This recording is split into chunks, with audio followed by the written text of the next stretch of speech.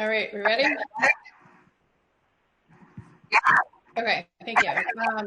Welcome to the school committee meeting. It is Wednesday, March 25th, 2020, and we'll call the meeting to order. Thank you for joining us this evening at our first remote live stream school committee meeting. Due to the impacts of the COVID-19 virus, some aspects of the open meeting laws have been suspended. This is the public notice statement. Pursuant to Governor Baker's March 12, 2020 order, suspending certain provisions of the open meeting law, General Law, Chapter 30A, Section 18, and the Governor's March 15, 2020 order imposing strict limitations on the number of people that may gather in one place, this meeting of the Westborough School Committee is being conducted via remote participation. No in-person attendance of members of the public will be permitted, but every effort will be made to ensure that the public can adequately access the proceedings as provided for in the order. Town officials and Westborough TV have worked together to hold this meeting via video conference and broadcast it as such on Westborough TV's government channels, Verizon 28 and Charter 192. It's also streamed online at westboroughTV.org, live stream -government for persons who would like to listen or view this meeting while in progress. Any votes taken this evening will be roll call votes due to the remote participation. Thank you to Westborough TV for covering the broadcast this evening. I would like to tell you who's on the call. We have our Superintendent, Amber Bach. We have our Assistant Superintendent, Dr. Daniel Mayer. Our Director of Finance and Administration, Irene Oliver. Sarah Dulay, that's myself, the Chair of the Westborough School Committee. We have Steve Durrett, the Vice Chair of the Westborough School Committee. School Committee members Leeson Edinburgh, Raghunandan, and Kristen Vincent. We also have Adam Dappolite, our School Committee Student Representative, and Jen Benton, our School Committee Recording Secretary. I will now read through the agenda for this evening.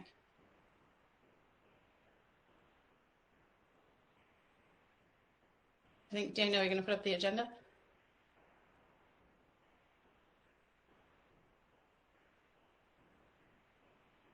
There we go. Thank you. We will approve minutes from the March 11th, 2020 regular session. We will have an operational update due to the COVID-19 impacts. We will provide a discussion and action on custodial support to the fire station.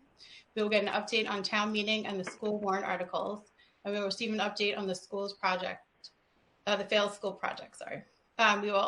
We do not have a need for an executive session this evening, and then we will adjourn. Thank you.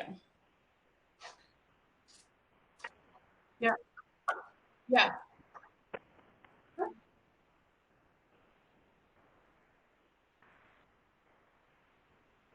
No, all the time you need. Thank you. Okay. Can you guys hear me? Yes, I can hear Raghu. Okay, great. But there was a point where there was background noise, and I hear it now, and so I muted you because the background noise kept on bringing you to the front of the screen. Okay. So I had both my phone and this one on at the same time, so I disconnected from the phone. So I'm just using the computer audio. Okay. So, but if don't be offended if I end up muting somebody. Not at all. you still get the background noise? I think it was because I had both my phone and the computer audio on at the same time. I think that's true. That was my experience previous meetings yesterday with the planning board. So if you mute one of them, it seems to work. In my case, my computer is muted and I'm on the telephone. Yeah. I just disconnected my phone. I'm using the computer audio.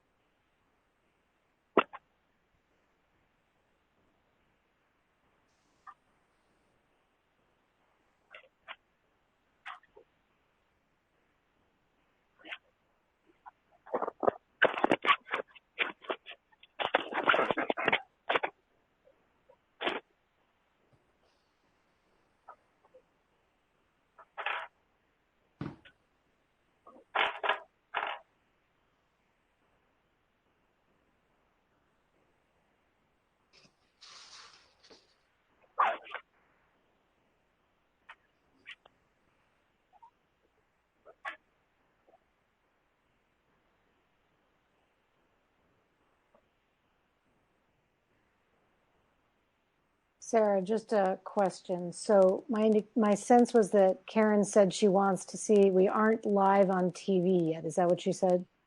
I think so. I'm happy to start over if she needs me to. So if she wants to scratch and do that all again, just chalk it up to practice. Yeah, I think we'll just have to take guidance from her once she checks back in with us. She said that she was okay with the live stream, but the TV. Right. Well, I sense we are live right now. Can you say? I think we're live. Well, we might not be broadcast on TV, but yes, that's what you're saying. My wife just said that we are. We're live. Oh. All right.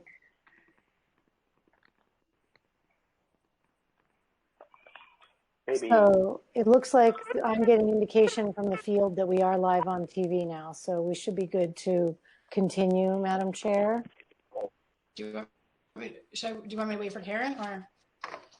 I'm getting notices that we're live from several people. I'm watching you guys on live TV.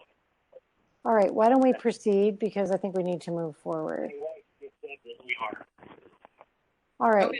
Madam Chair, back to you. Why don't we begin our meeting? Okay, so our agenda is a little different this evening. We will not be able to hold citizens' requests as we typically do, but please know that you can email the committee after the meeting with your comments. The committee's emails can be found on the Westborough Public Schools website under the School Committee tab. Also, we will not have our usual committee reports, as most of the meeting will be an operational update due to the impacts of COVID-19. Before we start, though, on behalf of the committee, I would like to take a few minutes to acknowledge our support for Superintendent Bach and the extraordinary work being done by everyone in the district under her leadership. Despite being out of our physical buildings for what feels like much longer than a week and a half of school days, our core values of community, responsibility, generosity, courage, kindness, growth, creativity, respect, and resilience are being highly represented. The Westborough administrative and leadership team, along with our truly engaged and extended faculty and staff, have been working collaboratively to do whatever it takes to provide for our community during these uncertain times. So much has been accomplished. Thorough deep cleaning, making and delivering daily meals, arranging internet and technology access for all, well-being checks, modified lesson plans, posting Ranger Band lyrical hand-washing public service announcements, general outreach, classroom Google Hangouts, remote planning meetings, putting the health and safety of others first, and many acts of kindness gone unnoted. Thank you. All of this while everyone is balancing the needs of their own families and adjusting to working and being at home. Thank you to our school families as well for their support and patience as the remote learning platform is being developed and modified.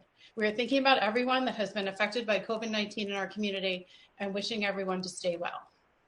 I would like to open up to the committee members to see if they want to make any other brief comments at this point before we get to our regular agenda. Anyone want to weigh in? I wanted to weigh in. Is that okay if I start? Yep, thank you, Lisa. As a school committee member, I feel inclined to speak briefly of the inspiration coming from our current situation. With schools and business closures, we cannot avoid the emotional challenges of the disruption to our daily lives, health, finances, and community. We are engaged in a crisis where the learning curve for most of us is steep. It sharpens us with some pain and deepens our resolve to rise to the occasion. Specifically, I'd like to thank our teachers, our staff, and our administration who have dug deep into problem solving. They have planned our next steps for Westborough's rollout of a new stage for learning, teaching, and engaging with our kids. Their strength, ingenuity, and connection with our students has not gone and should not go unnoticed. We are grateful for their patience and their hard work under the strains of life as we know it today. In a crisis situation, it is unrealistic to expect that every contingency will be thought of, especially when dealing with human reactions to the demand for rapid problem solving under stressful situations. So often we are too close to a situation. We move too fast and unintended consequences result. I thank Amber Bach and her leadership team for steering this ship on course through a harsh storm. I feel confident as the storm ebbs and flows, our direction is in a very, very capable hands. Please remain patient, flexible, and respectful. A positive educational experience during unusual circumstances remains a complex journey. Within this space, let us each take the time to reflect, engage with our kids, discuss and share emotions, walk outside together for fresh air, talk with friends and family, and allow these days to flow with hope. As parents and as leaders, let us set the example and show our kids what is possible. This realm of possibility allows us to grow and to face these challenges with resilience and meaningful connections. Lastly, for the 11th grade student today who wore a button-down collared shirt and tie for his classes, I am grateful that you dressed for a special occasion. For teaching and learning, may it never be taken for granted again. That is all. Thank you, Lisa. Anyone else? Kristen? Raghu? Yeah, I'd like to give, this is Kristen Vincent. I'd like to give a shout out to all of our students and thank them for being willing to continue to learn and grow together as we all figure out how to do school together when we're not physically in the same building. So please stay connected to your teachers, stay connected to your guidance counselors, your principals, assistant principals. I can tell you that they really, really miss you, and just please stay connected to us. And I'm excited for the plans we have going forward. And it's not ideal, but it's going to be pretty amazing for us to come together and all learn together. So I'm looking forward to the next adventure with all of you. Thank you. Thank you. Anyone else before we move into our regular? This is Steve Durrett. I just want to comment that the period of time for parents, besides being super stressful with your kids home all the time, also is an opportunity to see how hard your kids work doing the exercises that are now being assigned and will be assigned in the future to keep your kids having an opportunity to learn. I think one of the things that the school committee has done that actually has helped in this situation is our alternative language learning opportunities here, which set up the opportunities for the teachers to be able to continue to teach during this period. As a result of that, your kids have the opportunity to continue to learn where many other schools and school districts in the Commonwealth during this period of time are just marking time. As a result of that, I think you'll find out that not only do your kids work hard, but that the delivered services that will continue during this period of time, based on the programs that the school committee and the school superintendent, school teachers in the entire district are working on to try to maintain not only the opportunity to learn, but the opportunity to get through this event with losing as little as possible in terms of your kids' education. Thank you.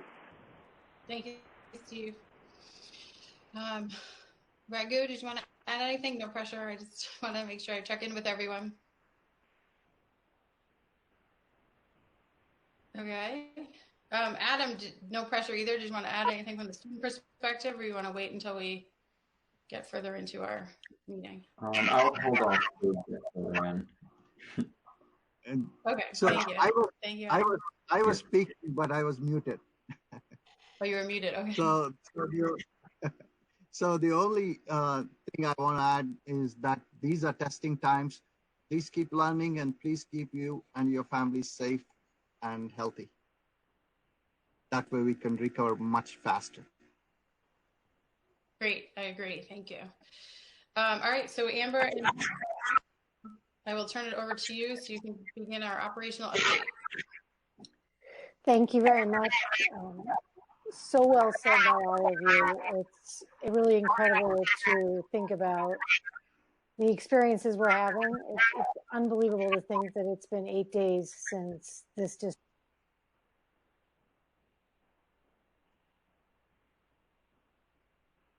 Did you mute me?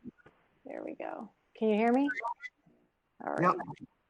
So you guys, as always, are amazing in what you've shared about the hard work that's been going on. in 8 days, we have done an incredible amount to get in the right direction here while trying to reach out and be supportive to over 4,000 students. It is truly unbelievable. I think I cried once this week, and it was just when I was talking about the amazing work that I see in terms of people's nimble flexibility to dive in and kind of start to figure this out. Daniel was able to host over 60 teachers who signed up immediately to participate in setting up the platform that we will talk about later on in this meeting, to be able to go through what we need to do to be able to mobilize for 4,000 different individual students, all with individual circumstances. I think what's important for me to articulate to you tonight, you've already said it so well, is that all of those students are important to us, and meeting their individual needs is our daily thought right now to make sure that we can respond as thoughtfully as possible. When you look at the range of issues you're thinking about, you're looking at future college students who are incredibly worried about the trajectory of careers they've been thinking about, dreaming about, and working towards. As a high-performing district, we take that incredibly seriously, and we're worried about their anxiety about that, as well as the importance of them needing to get their academic work clarified so they feel confident that we are thinking of them, and we are. We also have young learners who are in the middle of an incredibly important season of trajectory in their learning. They are learning to read, the development of math and writing skills as really young students, who that grounds the rest of their academic experience moving forward. That loss of time is incredibly worrisome to us, as well as we have special education students with individual needs across a whole array.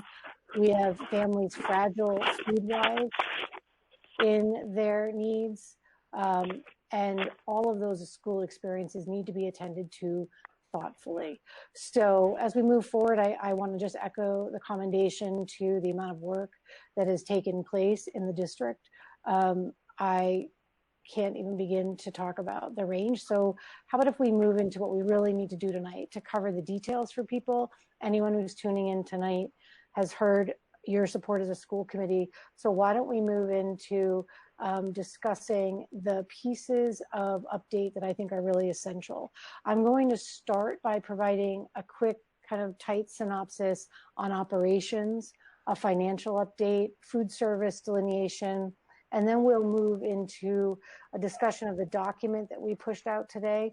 Daniel's going to provide a brief update on calendar information, and then we'll really go into that document that went home late afternoon, because we knew that if we could push that out, parents could see it and we could have a well-grounded conversation tonight. So clearly that's kind of hot off the presses, and we need to be able to step through it together here tonight. So let's go to the top of my thoughts, and I'm going to start with operations since our closing in the last 8 days. So in accordance with state guidelines, I think it's important that you recognize that educators are considered state essential employee personnel, as are all of our staff.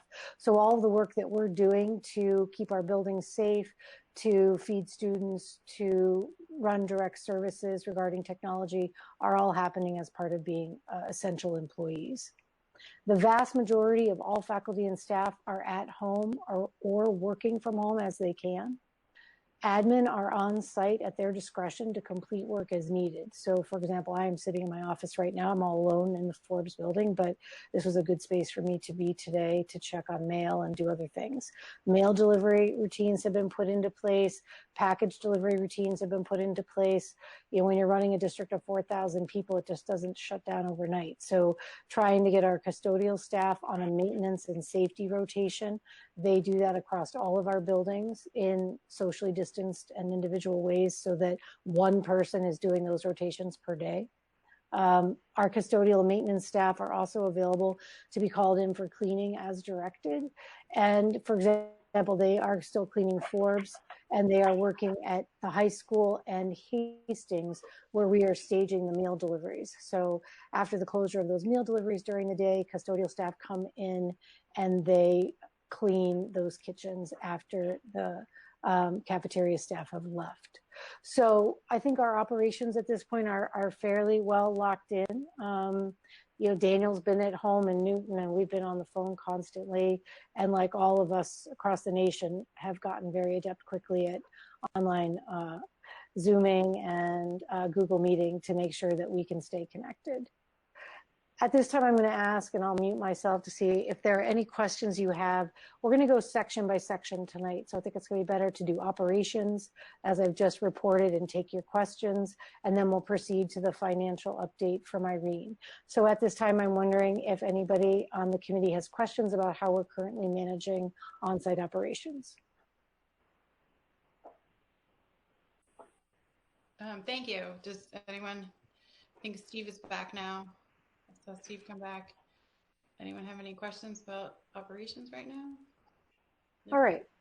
Thank you. Seeing none, we're going to move forward into the next section. So I want to, at this point, turn it over to Irene. Irene could not stay for the whole meeting. She actually has another obligation. I'm going to have her come in and I moved her financial report up close. She's not going to do a full financial report tonight since this is more of a kind of a general reorientation meeting, but she will move into her regular reporting at our next school committee meeting. Tonight, I've asked Irene to come on and speak about the financial impacts and questions you have about where we are currently in managing the change of our lifestyle. So I'm going to turn it over to Irene. Thank you, Amber. Thank you, Chair. Today, I want to let everyone know that all of our employees continue to be paid, all faculty and staff. We maintain that. We value our employees and want to make sure that they are paid effectively. So we have payroll staff coming in to make sure that that is run streamlessly. And so far that seems to be going very well. As far as our community education after school, we will not bill for April. Billing for May is still pending. We still have to decide as to, as things turn out day by day. While this is a financial exposure, we have an account that has a reserve that will maintain at least this year.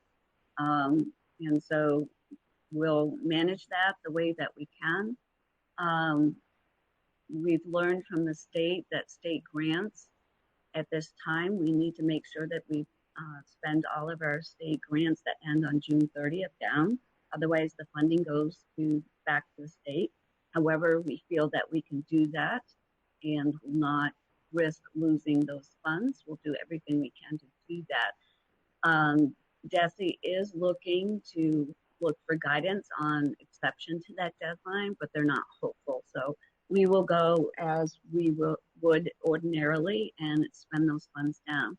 As far as the federal grants are concerned, they've established a protocol where now we can roll over those funds an additional year. So that gives us flexibility and gives us some assurance that we'll be able to have some time to, adjust our expenditures as we need to. The town is providing a billing code in our chart of accounts in our accounting system so that we can track all of our COVID ID expenses. And this is because that there's a potential that the feds will be providing some funding back to the states, which would come back to the district so that we can get reimbursement for those specific funds. So we want to track those, and we will be tracking them right down to the detail.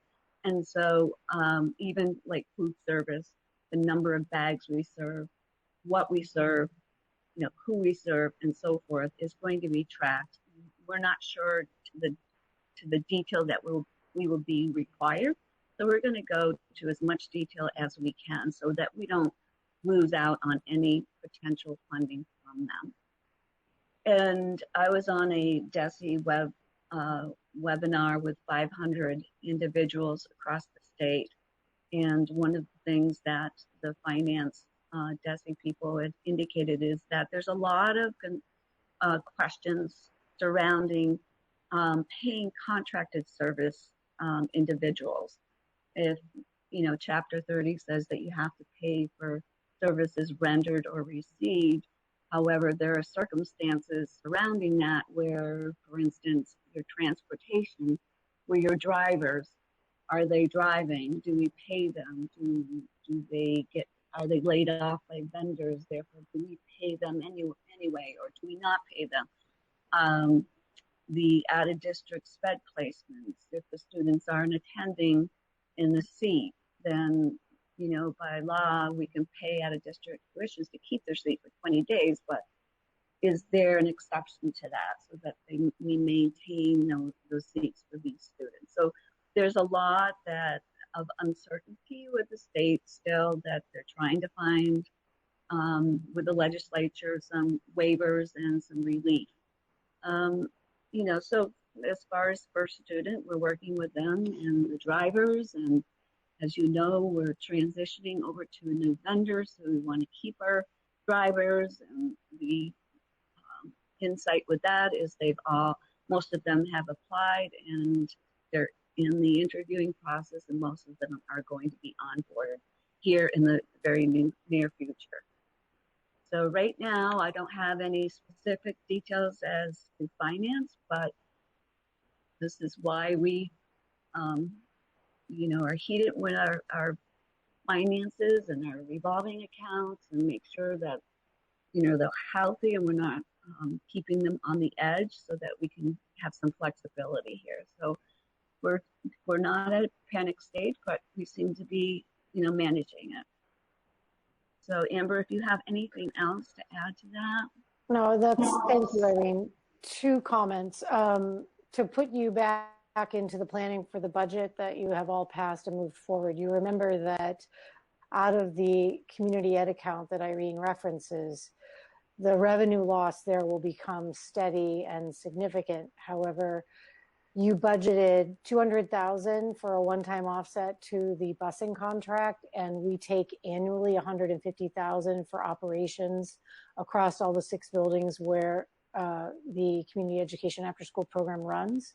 So $350,000 out of that account for for the next fiscal year. So for FY21 as planned. So in looking towards that, I think Irene and I are starting to track those numbers.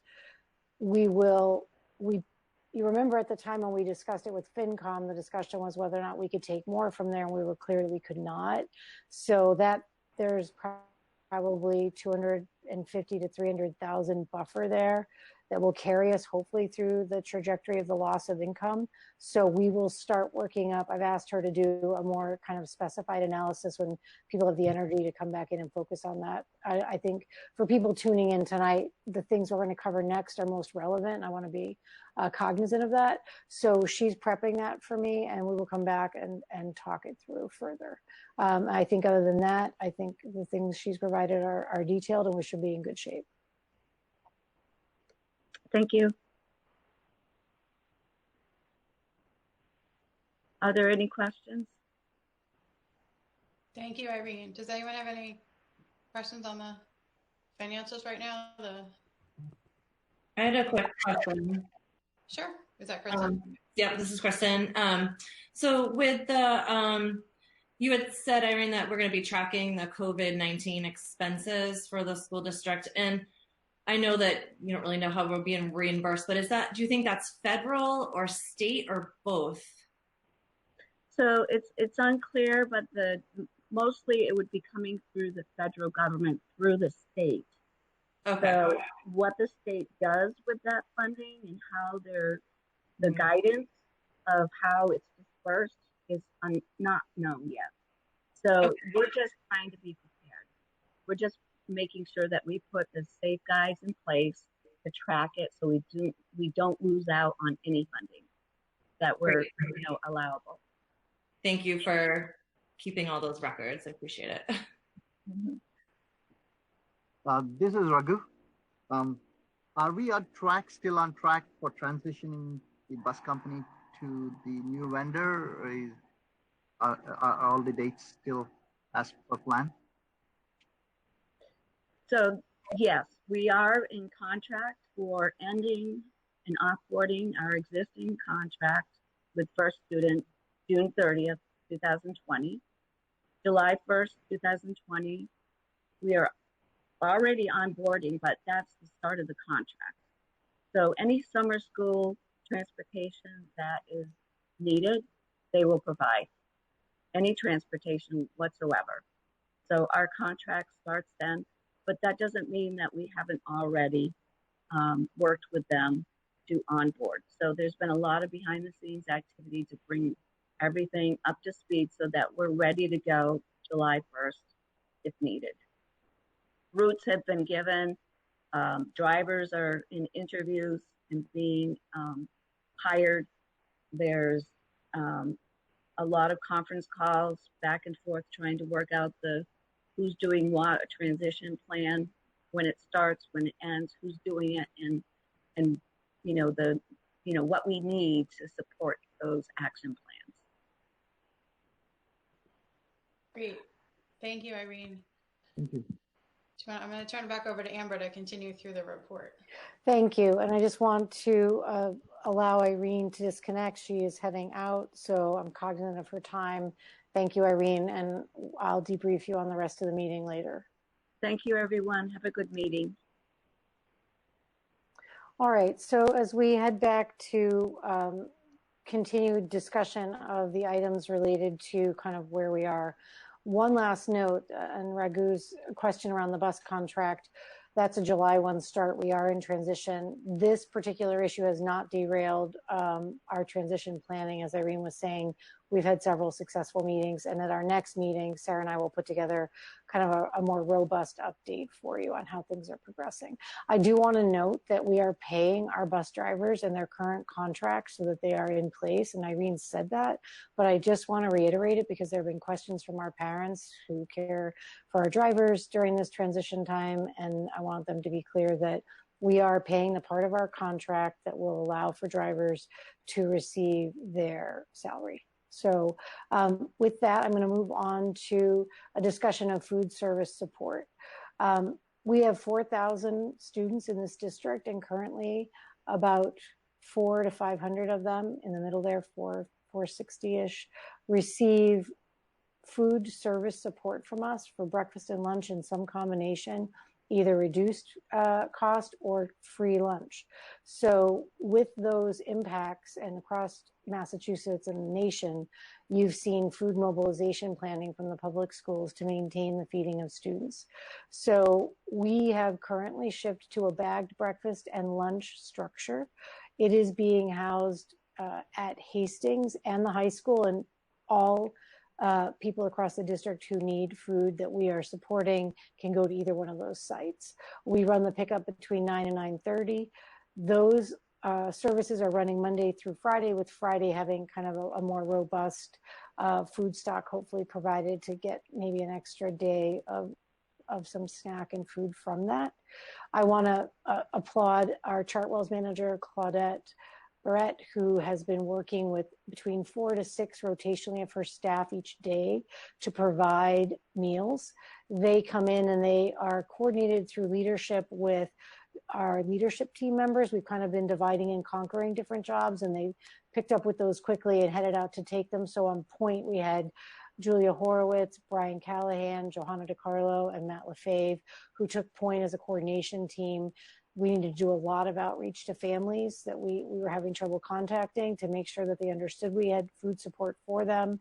And they've been working to establish volunteers and an organized drop-off system.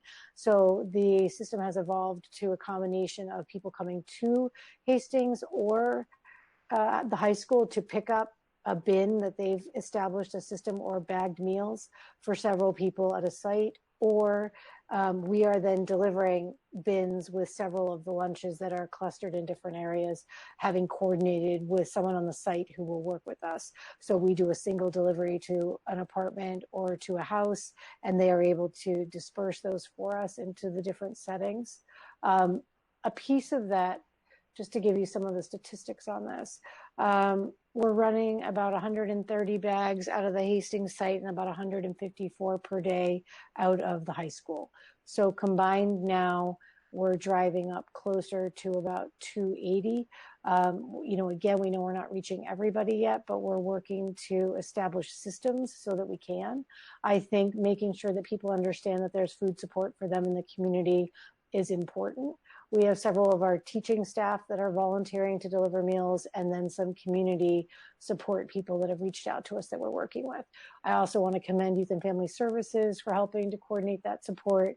And I think we're doing well to get a system in place we can sustain through our closure date. I would also note that we will track that as funding for reimbursement, and we're waiting on hopefully the state waiver. Well, they will cover those meals. Originally, their data said it was communities that had a 50% benchmark of free and reduced. We don't meet that benchmark, but they realize now they're going to have to take some action on that. I think that's pending. So we're tracking those expenditures, and we anticipate that we could apply for reimbursement for them. So I feel really good about basically a process we've never used, that in really 5 short days we put in place, not even that, probably 3 days before we were serving meals, and now have a system that looks to be maintainable as long as people don't get sick. So, you know, the people that are delivering meals are socially distancing. I think Daniel had some photos he could pull up. They are making sure they meet and coordinate and make calls. And then we have kind of a distribution system that they've established, and I'm really pleased to see where we are. So I would open it up to questions you have specifically around our food distribution work.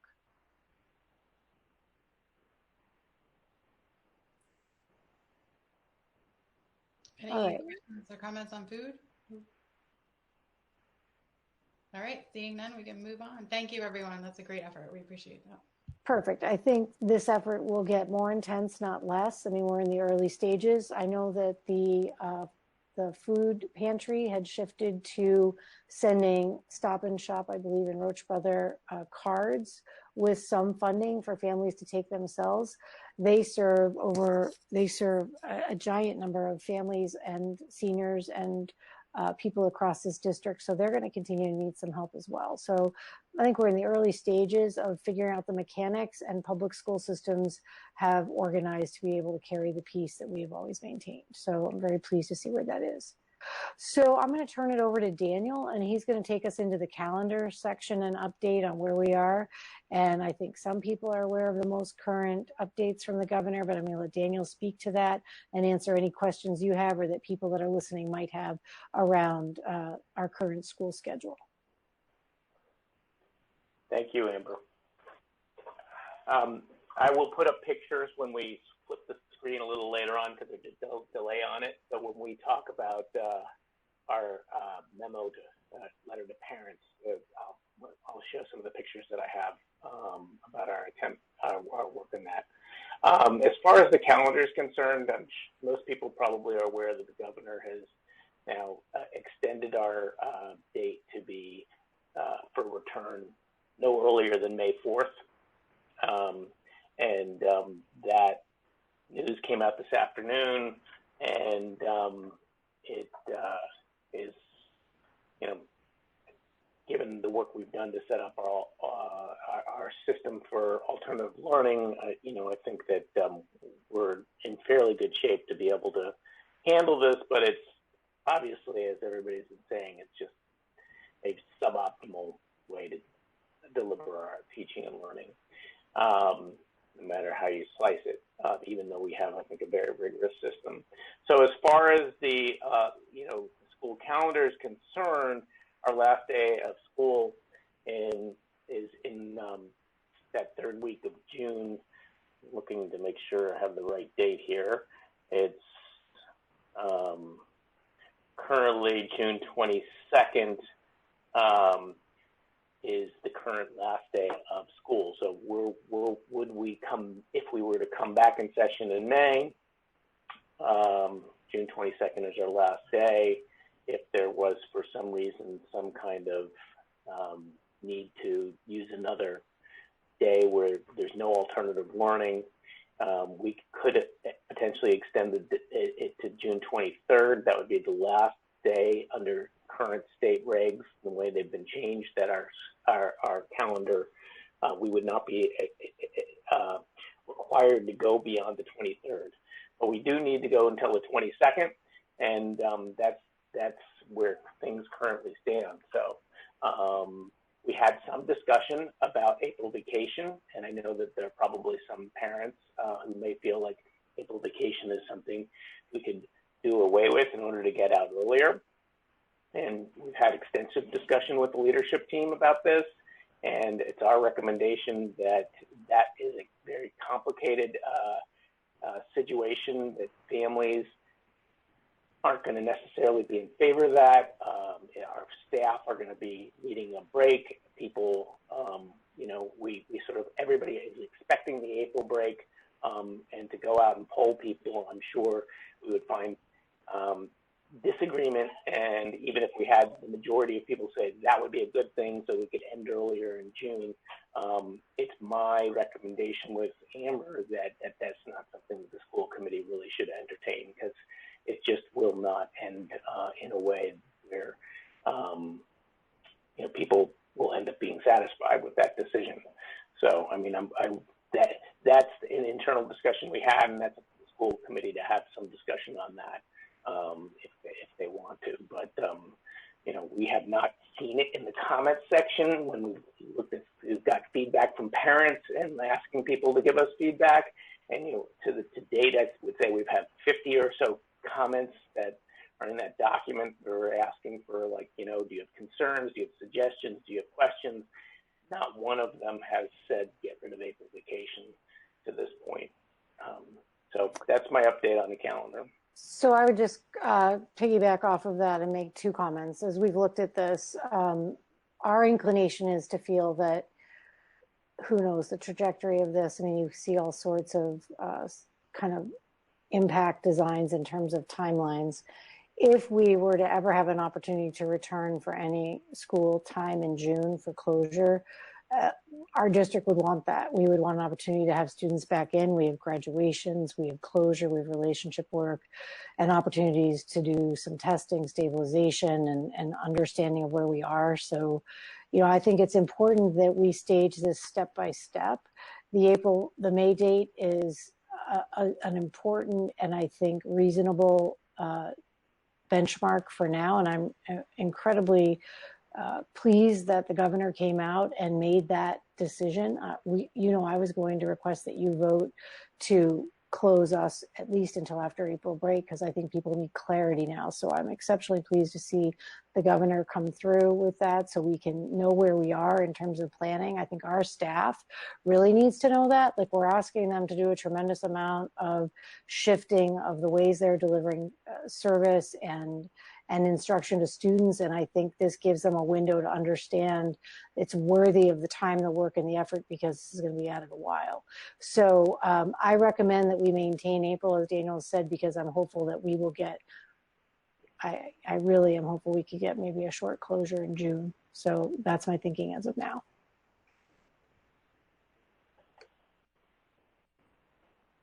Okay. Any questions from the committee before we move to the next item? Thank you, Daniel. I was trying to get to my mute button. Yeah, any questions or comments on the calendar portion? Just one thing from me. There's a growing amount of anxiousness among the senior class about graduation, and likely among the junior class, although I can't speak to that, about prom, since it is so close to that May 4th date. I don't know if this has been talked about at all, canceling or moving prom or graduation, just because I've seen a lot of virtual graduation. I'm sure you've seen it too, but things like that. It's I've gotten requests to ask about it here, so I don't know if that's been discussed at all. So, thank you, Adam. I couldn't have said it better. I mean, these are important parts of the construct of what the journey through school is, and so, you know, we've maintained an incredible number of important kind of community rituals to what it is to progress through school here, and prom and senior ball and graduation and all the things that are part of being a school community. We are just all feeling an immense loss about that. So I am incredibly sad for students that this is their experience. I mean, once everybody got past the fantasy idea that it would be great for one day, I know our 4,000 students would rather be with us, and we would rather have them here. And so the life of young people living together in a school community is something they cherish and hate all at once in a lovely way, in something that we find fabulous, you know, and our teachers are missing people, our specialists are just so distraught about not being able to provide some very specialized targeted service to kids. So Adam, I'm glad you asked. We will, you know, rescue whatever we are able to. We haven't come up with a concrete intervention yet. I think we're in early days, but the message is we are committed to make sure that we can provide whatever positive experiences we can maintain for every one of our students. So we will put creative thought into that. And of course, we will draw upon our student body as we do to kind of guide us. So thank you for asking. All right, thank you. Thank you, Adam. Any other calendar or planning? I just wanted to, I wanted to follow up on the April vacation. You know, my perception and from feedback from parents is that the amount of certainty that you can give to our community, the better, because when it comes to all the things that are happening in the future, which feel like tremendous anxiety ridden of thinking about whether things will be canceled or postponed from this point forward, the fact is, how do we get comfortable with that type of uncertainty? And so the more things we can be certain about, whether it be April vacation or end of school date, I think from the feedback I've received from parents, the better. That's all. Thank you.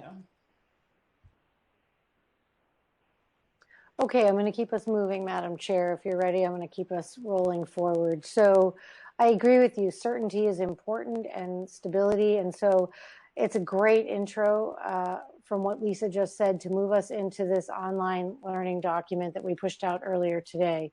It is not productive to push out multiple modifications to people. It causes anxiety, frustration, and anger, both among faculty who are trying to plan and amongst parents who are trying to manage their students' experiences and amongst our students.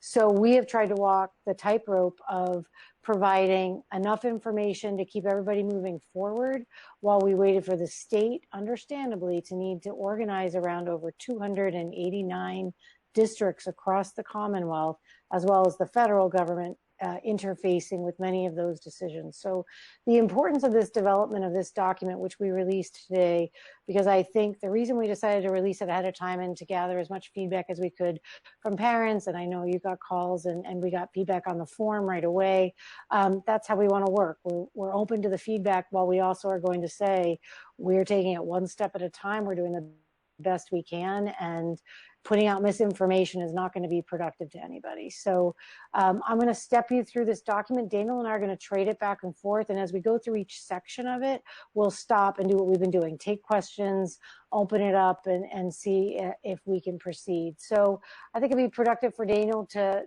flip his screen and go ahead and put up that document. Is that what you're thinking, Daniel?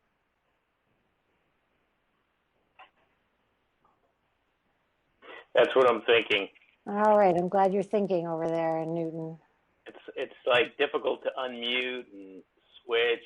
This is new technology for me. So I think you can see my screen now. Is that correct? Yeah, there we go. All right. So I feel like we're getting back into more of our normal self. I mean, we have a fairly professional and relaxed school committee meeting. So I find it, you know, a stilted format for us. And for many of our parents, it's probably the first time they're watching.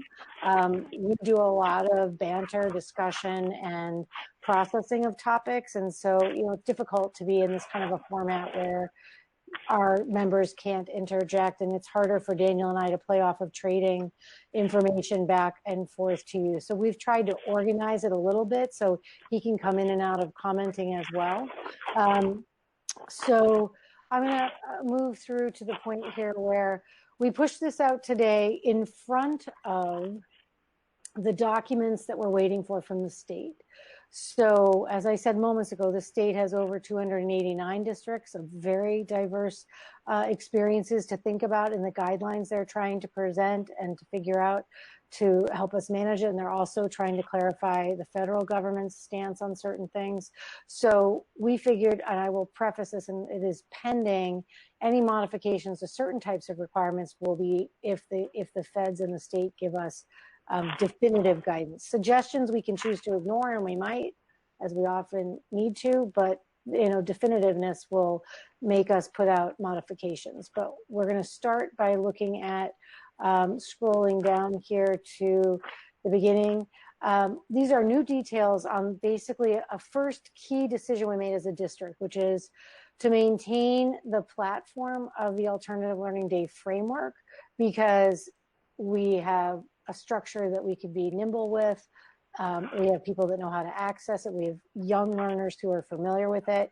I had a parent who called me after the first 2 ALD days, and she's got young kids, like I think a kindergartner and a second grader, and she was like, thank goodness we had the practice. My kids knew how to get on. They did their work. I was able to help them with pieces, but she found that the potential of that to be seamless led us to our first important decision, which was to stay with the platform.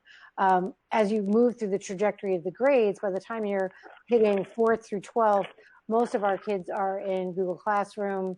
We've got obviously a lot of flexibility for the way that we are doing video and other types of things. So that's our first decision. The next major decision, Daniel, you can't move around in your chair. It's very loud. Wow, I didn't realize that. That's good to know. Can I interject though? Yeah, go ahead. Yeah. Before you go into this, I want to elaborate a little bit about the process of coming up with these details. You, in the beginning of the meeting, mentioned the group that we put together it was a task force of 60 teachers. And we have teachers and administrators, and I think it's very important to understand that what we did is we studied like very quickly last week, but we came together at the beginning of the week. I put out an all call for staff to see who would be interested, and we had pre-K through grade 12 teachers, and we created 4 different subgroups, and we looked at models that were being used for alternative learning.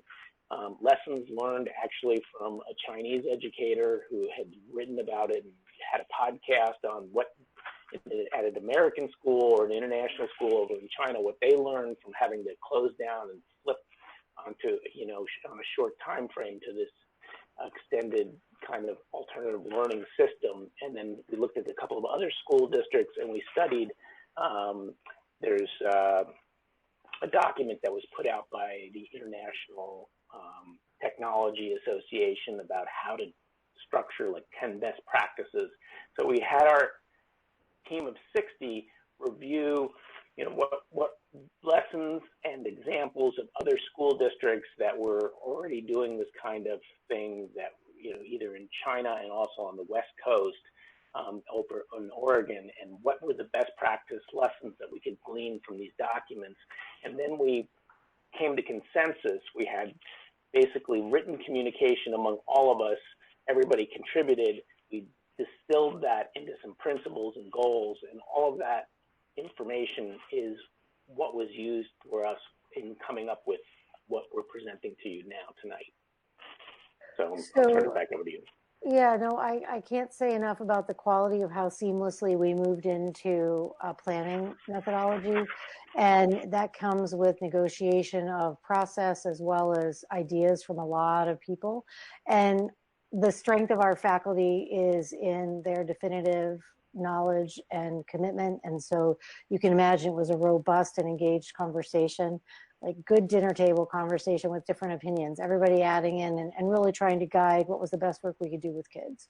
So really the grounding feature of maintaining relationships and connection was the fundamental start. And I think Daniel has some highlights he'll share around that as we move forward, because I think it's important to really share with you where we are as we've gotten our feet off the ground on this. And then from those goals, we moved right into, yeah, that's fine. We wanted to, you can move past goals, that's fine. I will say, as he shifts past looking at goals, that the thing I would mention is that we are committed to connecting with all students, not some students. We never even came at the ALD with the idea that, okay, if 80% of our kids participate and 20 don't, that's just going to be okay. That is not how we are running this. It's not how we've come at any of our work during the day with students. And our goal is to replicate all of the commitments to our day with students now as best we can. So we are working, and Daniel and I will be sharing the ways that we are reaching out to families to make sure that this is all students all the time as best we can provide service to them. So beyond those, we moved into then establishing the guiding principles. You see here, one of the very first fundamental things that we needed to define was, will we cover new content? For us at this point, we have decided that Westborough feels clear that we are going to ground ourselves in our values, which is we will teach new content and hope that students can glean as much as possible to cover the content that otherwise they are not going to get access to between now and the close of the year. We know that if you're sitting in bio, or you're a second grader and you're learning to read, or you're studying a subject, or you're covering a new concept in math, we're not going to get that time back. And so we feel strongly that the opportunity to provide new content and make it as accessible as possible to every learner is our commitment. And that was the defining first principle. We feel our teachers are going to be working at their best when they're working with content they were wanting to deliver. They know the trajectory of where they wanted to go, and we want to set them loose to get kids there as best they can. That's a fundamental. It seems like that one line took us days to iron out. The state is still ironing it out, and many districts are across a very wide bell curve of responsiveness, and many are sitting down on the side of enrichment only. We are not. We feel an immense responsibility to let our students move forward, and we are there to support them. Again, all students, as I said. And then you see in the third bullet, a whole range of the support service people that work across this district to layer in a whole variety of experiences for students.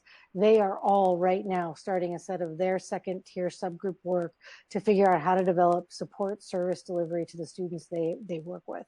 That is underway now and will continue to ramp up over probably the next week as we have made decisions about how we're going to move forward. You know already, many of you are experiencing that we are providing live chats, virtual meetings, both synchronous and asynchronous, morning meetings to greet students, singing teachers when they can pull that together, and everybody trying to make sure that we're getting the day off to a good start. Lastly, if you want to scroll down a little further, Daniel, I want to be clear that one of our very clear goals is to make all of this available as we move forward in those platforms across multiple languages. That is a challenge. We're doing the best we can to be nimble in that service delivery and in these communications, and that will be an ongoing, challenging and appropriate piece that we're working on. So those are the fundamental grounding principles that everybody agreed would guide the types of work we were going to do. And before we move into looking at the next section, I just want to open it up and see if you have comments on things I've covered thus far.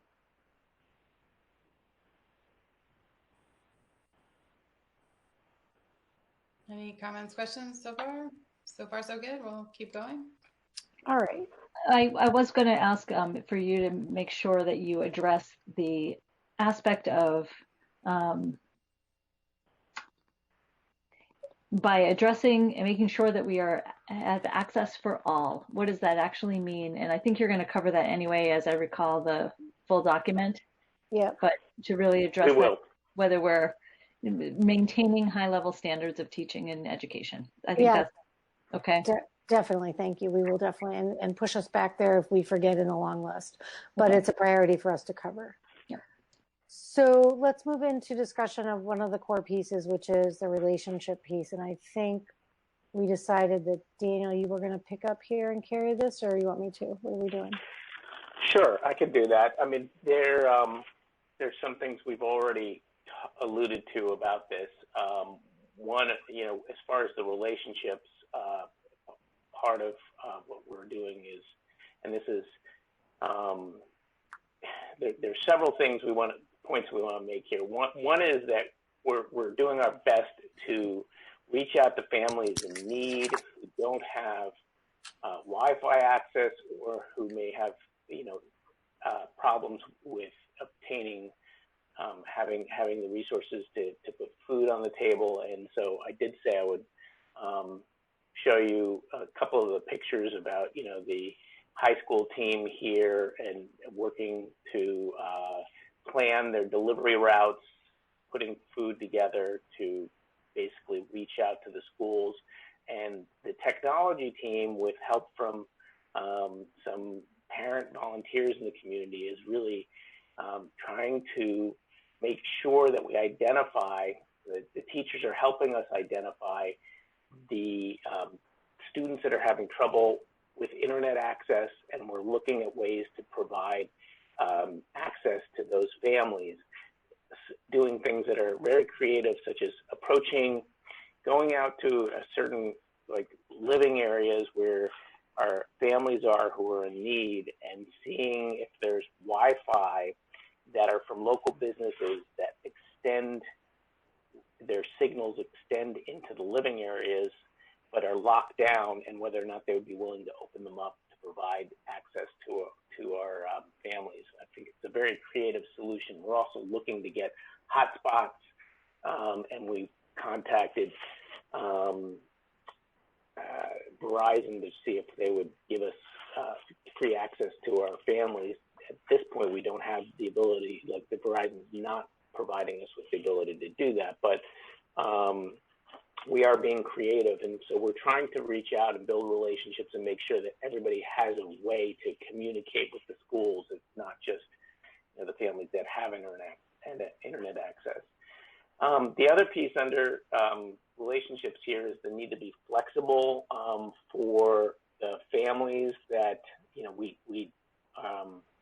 our students and our families and our faculty are all in suboptimal conditions right now, and so we're extremely going to be extremely forgiving in terms of scheduling. We try to put a schedule together, as we'll get into in a little bit, but we're also going to be forgiving in terms of, each family has different kind of needs, and so flexibility is very key here.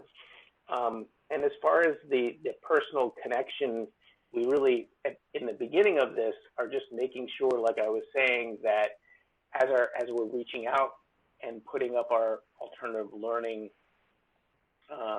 documents, if some families aren't checking in, we're making phone calls to find out why they're not checking in, and to make sure that they feel connected and that they have access. So I would just compliment that on one piece that Daniel was saying. Sure. When we did the ALD rollout, one of the things we figured out was the mechanics. And so our teachers keep a spreadsheet for attendance, and as work comes in, they track, they look at who's coming online, they look at who's made contact. And then right now, we're then targeting areas where if we haven't heard from students, doing outreach to those families. Our secretaries are at home working. Everybody's at home and wanting to work. So they are all kind of taking pieces of those jobs. And we have a system already, because some of it we're repurposing to different people to pick up right now. But we have a methodology and we have a design. And so those Google Sheets help us to track everything live. Everybody working remotely can go in and say, I had contact today with the mom, that they're getting their computer set up this week, they're off and running. So it's helping us to go literally case by case, and that's the way we plan on moving forward to make sure we've reached all kids. And one of the things, I want to give some examples of how our faculty has been reaching out, and I'm sure the school committee members, you having kids in the school, you have some examples yourself, but I do know that there's been some, PJ parties that have been thrown virtually, where homeroom teachers at the Millpond School have had all the kids gather and online and have a dance party or a PJ party or a read aloud.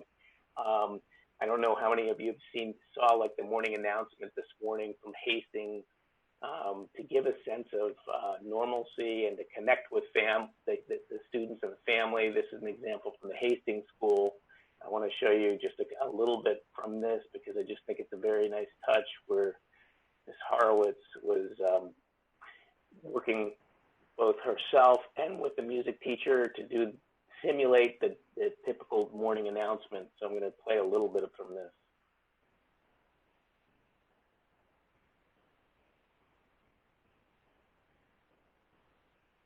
Daniel, I'm not getting any sound on that. So is none of the sound going through? No. I don't know how to rectify that. Well, so I just tell you, she does a nice morning announcement, and then like halfway through, you can see the visual here.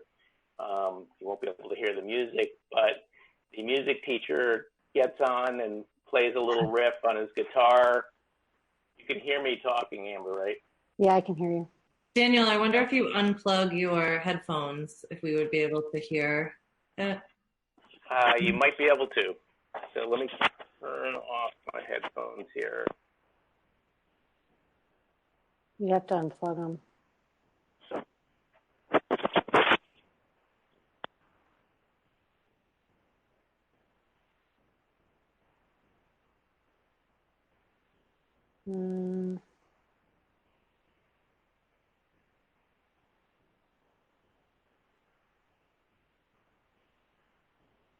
No, but now Daniel's muted. I know. It's all right. He might be able to hear us. Daniel, we're going to move on because I don't want to make people at home crazy. I can unmute myself. So obviously the that's not going to work, but you can hear me now? Yep.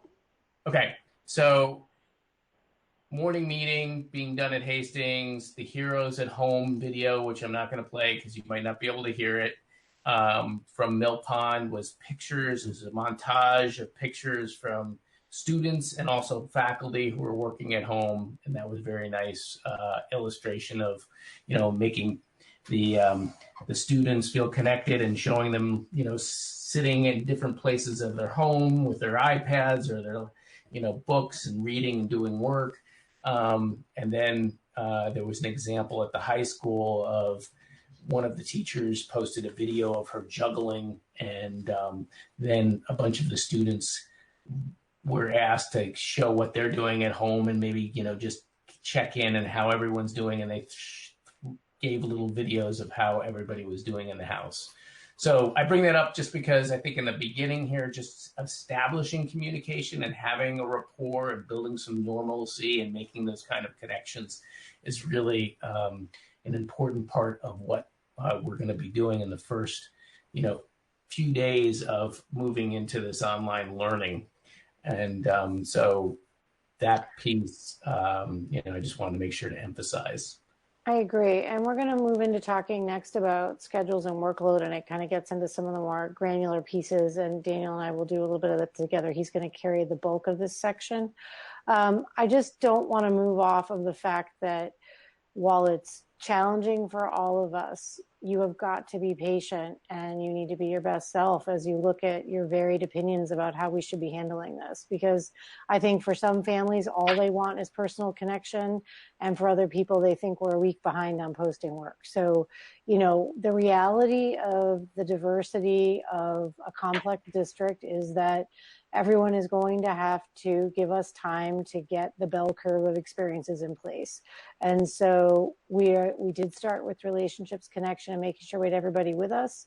And I think we're close to the place that as we roll out a higher intensity on Monday, our schedule is in place, we've got kids connected, and we're ready to go. We've got our accountability mechanisms, for tracking.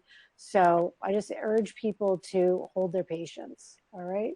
So Daniel, why don't you step us through kind of where we are? I'll say it first. The 9 o'clock start day is where we were with the ALDs, and we maintained that. Stay-at-home days are always slower. People need to get their own kids busy and off to do something else or do other type of work before they can think that their own kids might need a little help getting staged to the start of their day. So we've stuck with the 9 a.m. start across district. Yeah, and also one of the things that we've learned from other districts, from the China example, from out in Oregon, from attempts to mirror the school day online in this kind of environment, is it really can't cover nearly as much content, and it's just it just can't happen. The kids and the parents and what's going on at home, there's too much distraction, And we were very clear that there's going to be less content and learning than if you were in school. And so we, though, are very clear that families really need to set up schedules and routines with their children that are predictable at home. And with the younger students in particular are going to need more help from the parents, obviously, with getting their assignments and working on their assignments. But the degree to which you can set up a normal routine, all the psychologists, when they're talking about these kinds of moments in crisis and uncertainty, talk about establishing schedules as being critically important. So by that is like, this is when we're going to work, and this is where you'll do your work, and this is time when we'll have snack, and when we'll go outside, and there'll be a rhythm to the day. That's what the kids are used to in school. So we're urging families to do the same kind of thing with especially the pre-K 6 students, and leading into that more detail about pre-K 6. We're providing more flexibility in the day. So that fourth bullet there, for them being able to do the work at any time during the day. So there'll be some check-ins from the teachers that'll be at set times that we're hoping that they were expecting actually at the beginning of the week, that families are told these are going to be some set times when there will be like actual video check-in, where we'd like families to be available, or the students to be available to come in, see their teacher, and to interact with them. But having a whole class in front of their teacher doing live instruction at the pre-K 6 level is not something that we think is going to work very well, just because of the nature of that age group. And so they're learning during the course of the day. A lot of it will be, here's what you need to work on. So whatever times you can find that you have available during the day that are good learning times for you and your family, you need to, as a family, decide when and those will be.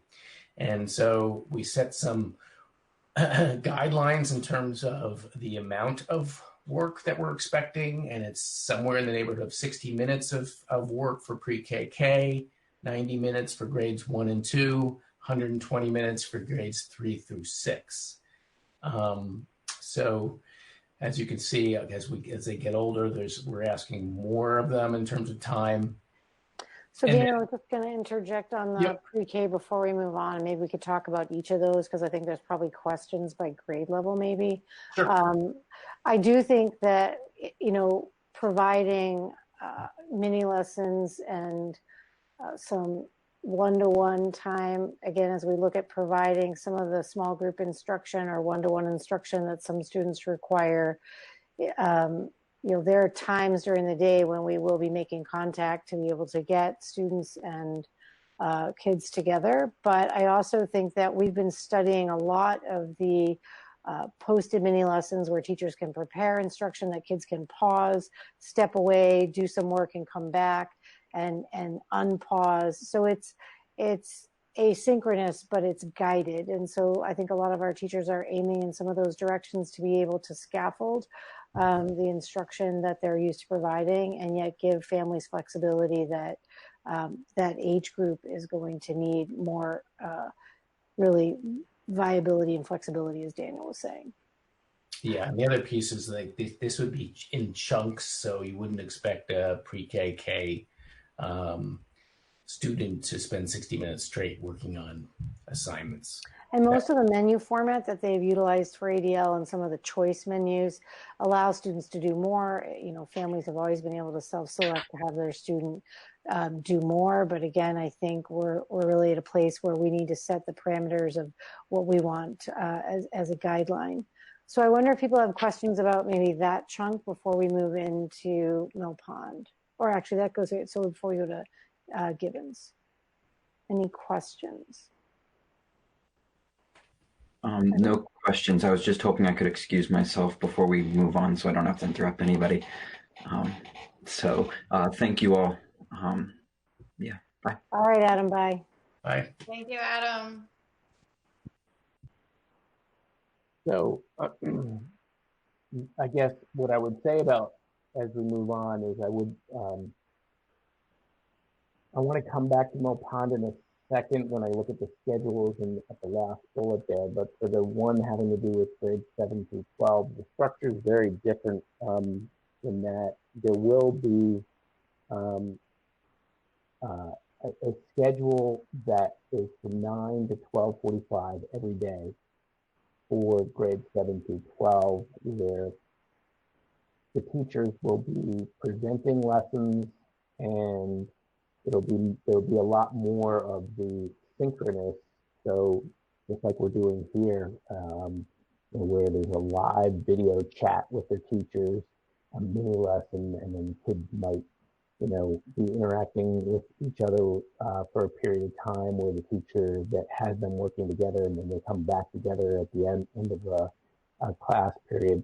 But it's an abbreviated day, as you can see, from 9 to 12:45, and it's a creative way to make sure that there's interactions, but also not have the students in front of their screens being expected to be online all day. So now down below here, you can see that there are schedules that you can take a look at and get a sense of. There's going to be documentation that it spells out in detail for the families from these schools how to interpret these schedules. I don't want to get bogged down in sort of some of the minutia about how it works, but I'll give you a visual of the way they look. And so, like, opening up the Millpond schedule, this one is not. It's more prescriptive than the K3 in terms of the amount of time that's going to be spent on different subject matters. And you can see that, on Monday, the expectation is 60 minutes of ELA, 40 minutes of math, 20 minutes of like a rotating one of their specials, like art, music, PE. And so you can read across and see about how much time the students are going to be expected to spend on those different subjects. But it's not, as you will observe, like I was just talking with grades 7 through 12, it's not saying from 9 o'clock to 12:45 you're going to be interacting with your teachers. Instead, this is time that you are going to spend on these subjects, but at your own time frame during the course of the day. That's not to say that there's no live teaching, but there will be some, but it will not be as much as at the middle school and high school level. And then when you get to 7th grade, which is going to look a lot like 8th grade, so I won't call up the 8th grade one, there are actually periods here, and it's very clear that your period 1 day on Monday, your period 1 is going to meet on Monday from 9 to 9:35 and Wednesday from 9 to 9:35.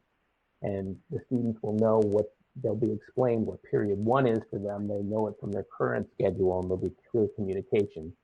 So period 1 meets on Monday and Wednesday. Period 2 is meeting on Monday and Wednesday. Period 3, Monday and Wednesday, but then 4, 5, 6 are Tuesday and Thursday. And there's built-in time for specials at 11 o'clock. And then there's extension and follow-up and extra help from 12 to 12:45. And on Friday, there's this office hour time where students can schedule extra help time with their teachers. So there's a blocked out schedule, and the high school is operating in exactly the same way, which is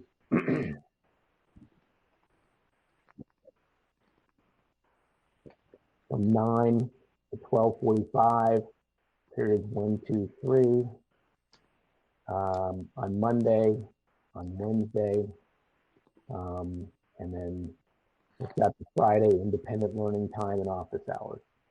So I want to talk a little bit about the office hours and the design of that schedule. So 7 to 12, the Friday provides a block for students we know that there's a whole variety of adults who are always trying to connect with students to do work. We've done a lot around social emotional learning. We have guidance counselors, we have therapists, we have a whole variety of specialists trying to reach out to students. And I think the concept design is that on Fridays, it is a day when students need to be available, and they also can make, and our faculty is available, but they wanted to target it more individually. So I think an opportunity, they really see Monday through Thursday as instruction and Friday as a sweep and return day, where they could ask to meet with a student they want to spend some more time with. They might pull a group together. We might have some counseling sessions then for our guidance and people that need to reach out to kids. So I think they've created a very viable, sustainable, and actual workable schedule for us to be able to plug into working with students in clearly what is just not an optimal situation to do the kind of work we're used to doing with kids. So I support the schedule and I like the design. I think the Friday is actually going to get the kind of use where otherwise we would be dropping important skills and connections that we need to make. I just want to remind people that the links that we're showing here are in the email that went out today. So you can look at these closer if you're not able to see it on your TV screen or the live streaming. So any discussion on scheduling and where we are at this point? I think I want to go back to the original premise of one of the things we said, but we realized, and we have a lot of teachers who teach online, who run a variety of courses, and they gave us feedback. They were clear that we would cover much less content, and that the time it takes to articulate concepts, to return to them, to provide instruction for them virtually, and to try to move kids on and then also develop skills takes a lot more time. So I think the schedule focuses us and then also supports us being able to cover what we can manage. But I think it's a model that we see as sustainable for the situation we're in. One of the things that I found interesting, and I encourage parents who are interested in looking around at what other school districts are doing. This is a more ambitious model than most school districts have in place at this point. We just, there's a lot of, here's some self-paced instructional materials for you to look at if your student is interested in doing it. It's voluntary. That's a lot of what's out there right now. There's not a lot of synchronous instruction, and there's not an expectation of new learning, as we were mentioning earlier. So, we would like this to be more if it could be, but we just really don't think it's feasible given the nature of the way our students are living right now in houses that are full up and full of anxiety and with all kinds of distractions, that it would be unfair to put them through an expectation that they work more than what we put forward here. I mean, certainly we got clear feedback from parents that there was no way that their kid was going to do a 6-hour school day, 5 days a week. I mean, I think, again, we have a bell curve of parents, and we then also have a bell curve of students in terms of capacity. We also, I just want to reiterate, have faculty living at home who also have to oversee the learning of their own children. A good percentage of our faculty have children under 4. Many have infants and are now at home without the same childcare that is leaving all of you grounded as well. And they are having to divide their day. And we have an incredibly high level responsive commitment from them to provide some of the best instructional opportunities that I've seen a district step up for. And we're fortunate that we have a faculty that cares so much about our kids that they want to accomplish as much as they can with them, but they also need to take care of their own families and help with their own children. So I think this is a pretty amazing design, and I think we can pull it off. I want to add one more thing, Amber, which is I think this is really, it's going to be important for us to do is we need to reach out, and we'll do it on a regular basis, to parents and students once this gets rolling after the first full week, and get a sense of how they're doing. Yeah. And, how manageable is it? And, is it too easy? Is it too hard? Is it, how can we tweak it? So this is something we're building and not piloting. We're building, we're launching, we're doing, and we're going to adjust as we go. And so we've already talked about developing questions that are survey questions that have to do with both the mental health of our students and how they're doing, and also their, in terms of their academic well-being, how are they keeping up and finding their experiences doing this kind of work. So it's funny. Yeah, sorry, go ahead. Thank you, Jane.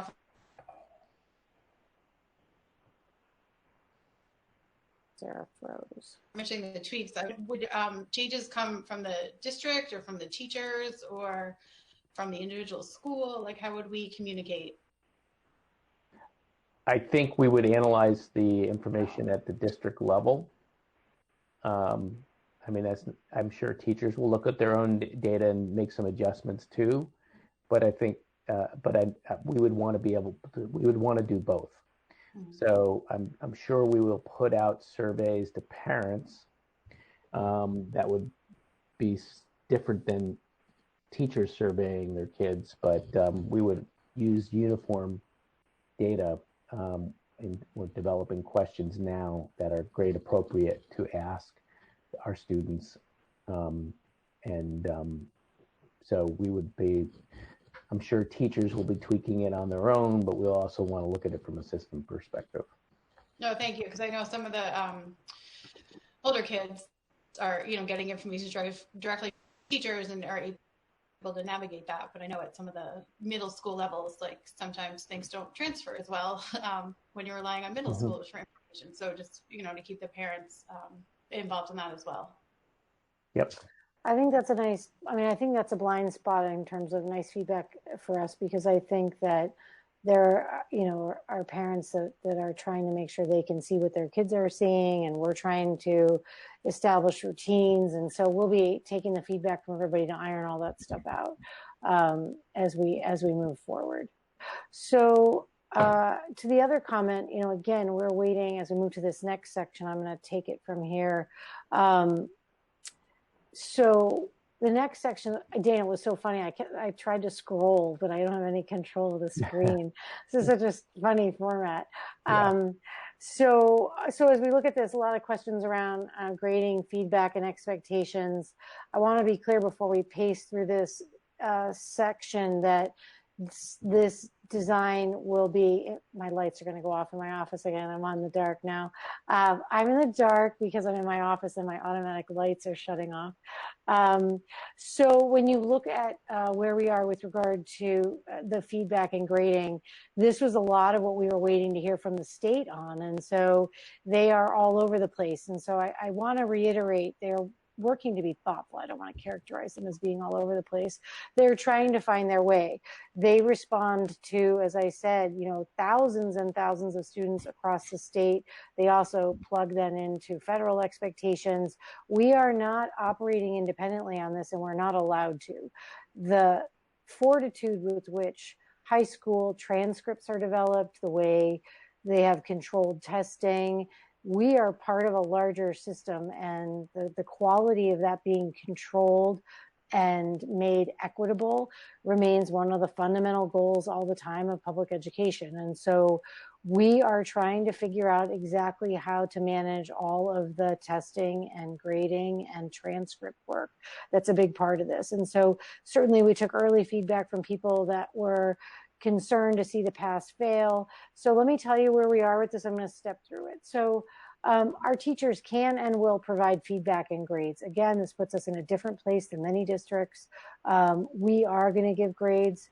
We are going to provide feedback that students are used to seeing from us on tests and quizzes and work assignments to help students understand how best to move forward in their learning. That grading will definitely inform our class placement guidelines in terms of making balanced classes K to 8, and it will inform course placement for students with regard to access to different levels and coursework they're trying to attain 7 to 12.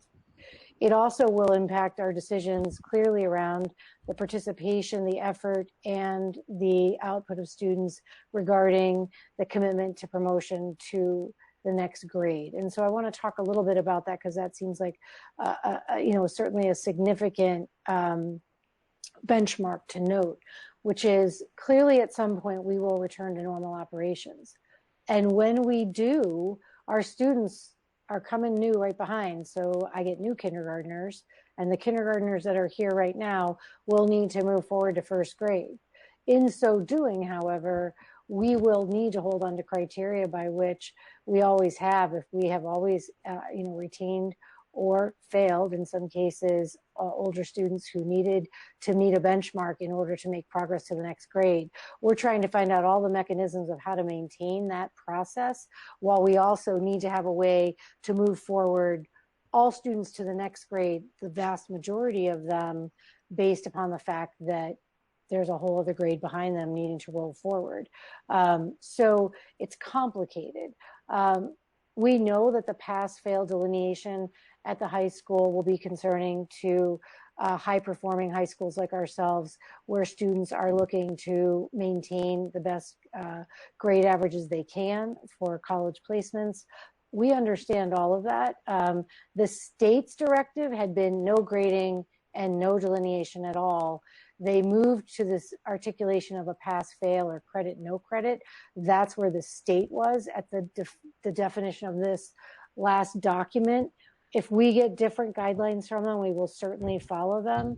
But I just want to be clear to people that there's a balance of equity here, that if we can't assure fair and equal access to all students, we can't maintain all of the legal grading, transcript, maintenance pieces that have to be in place for students for expectations. So there's equity issues across the state, there's special ed issues across the state, there's attendance, and all sorts of things. So it's complex, and the way that the commissioner articulated this to Massachusetts on Friday last week was pass-fail or credit, no credit was what he was going to allow. And we are waiting for his documentation to see where he comes down. So we will provide additional guidance, but we are moving forward to begin to grade work and to have expectations, and we will keep everyone posted.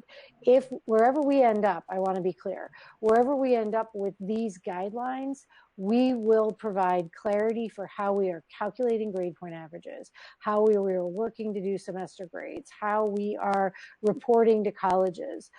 This is work we take very, very seriously. We know what we're doing.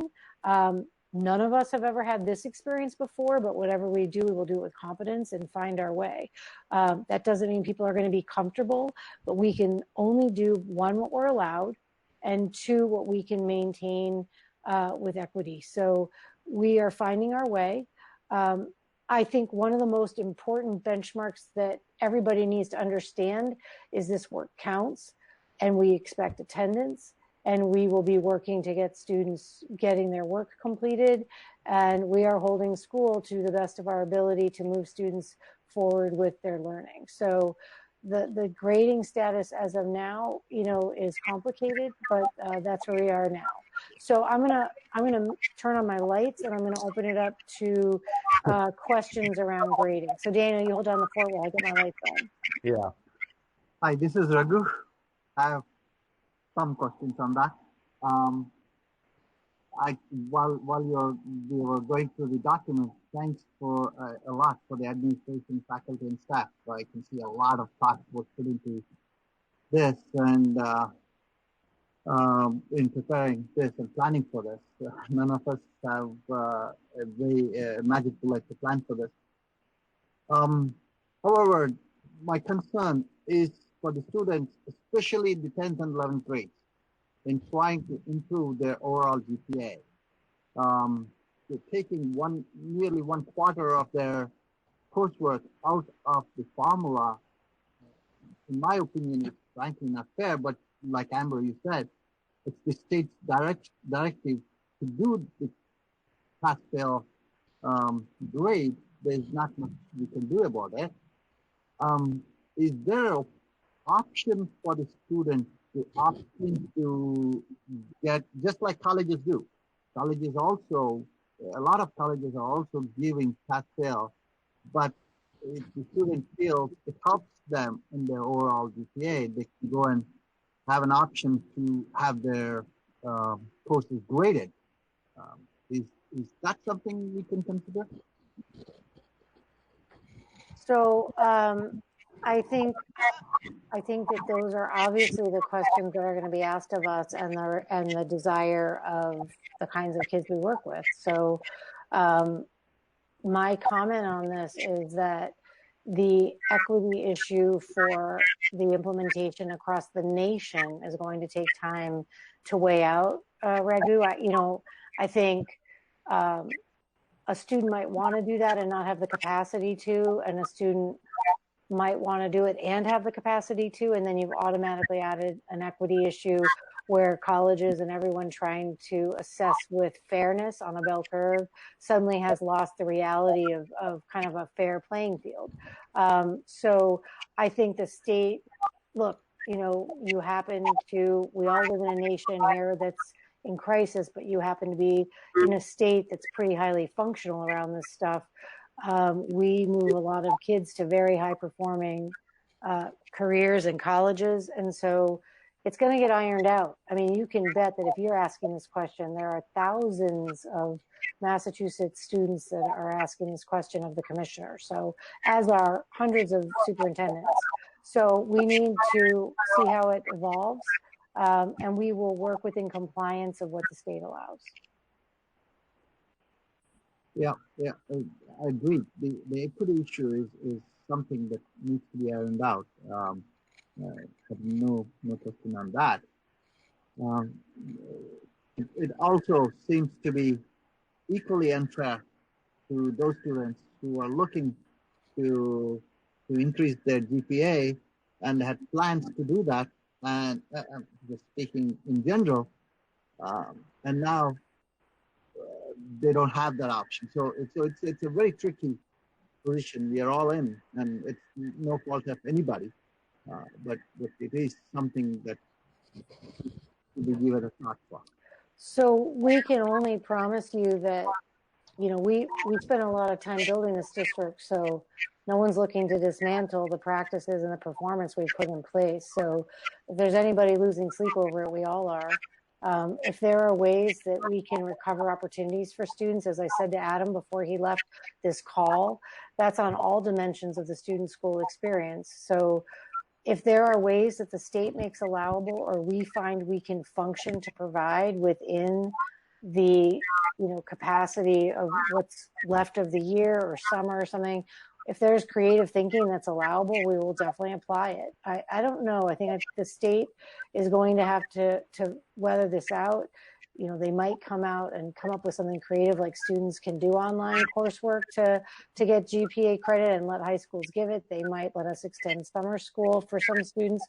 We just need to wait and see. I mean, we can't, it's not going to be productive for us to fragment down to providing random suggestions at this point to parents or students that are listening out in the audience because they're feeling anxious and upset and cheated and unfairly impacted by this. And I just want to reiterate, yes, we are being, all of us, unfairly impacted by an experience that nobody could control.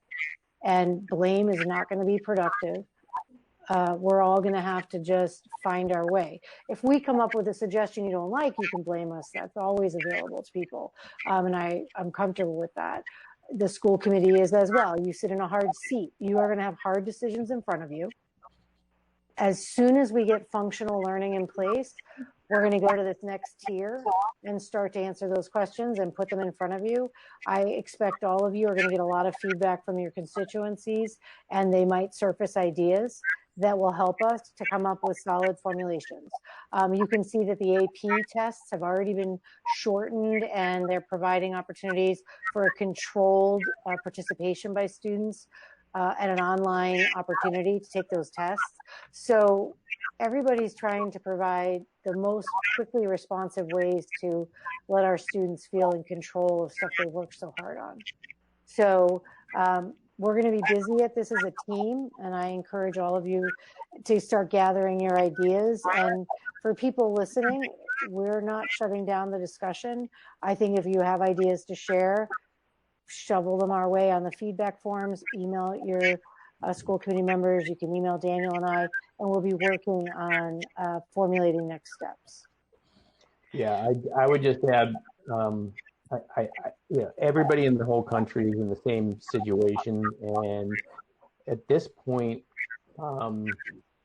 we can't turn our attention quite to this problem yet because we're so busy trying to get everything off the ground. But it's a very high priority for us to work on this and figure out a solution that's fair and equitable. And we'll be watching closely, not just in Massachusetts, but across the country in terms of how different school districts are handling this. So, but it's something that will get a lot of our attention in the coming weeks, and will be very, very clear and in terms of what it is we're working, what we're proposing to do. Can I also ask a question? Yep. I do want to make, as Raghu was talking about the college comparison about opting into the possibility of pass, fail, or being graded. The one issue I will say is that this is not college. We do not have the same parameters around us that colleges have the freedom to do. And those college students are essentially adults and our kids are not. But at the same time, I will bring up, certainly thinking about the high school and college admissions and actually 9 through 12 when it comes to their grades, really impacting their future in a way that other grades do not. The question that has come up to me is why wouldn't 9 through 12 represent a different set of parameters versus K through 8? And since we are evaluating and grading, in the sense to utilize for class placement next year, for participation and effort, promotion to the next grade, why wouldn't we utilize those grades? And the question then becomes, if a pass fail for this quarter is necessary based upon law, then can the grading from this period be utilized in the previous 2 quarters?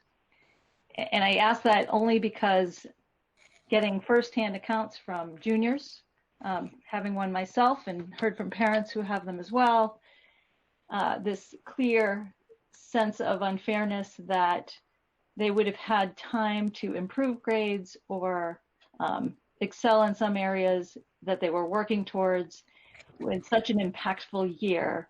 And I get, at the same time as I say that, I recognize that those that opt in come from a place of privilege. Our system in itself will be evaluated the same as every school system across the country.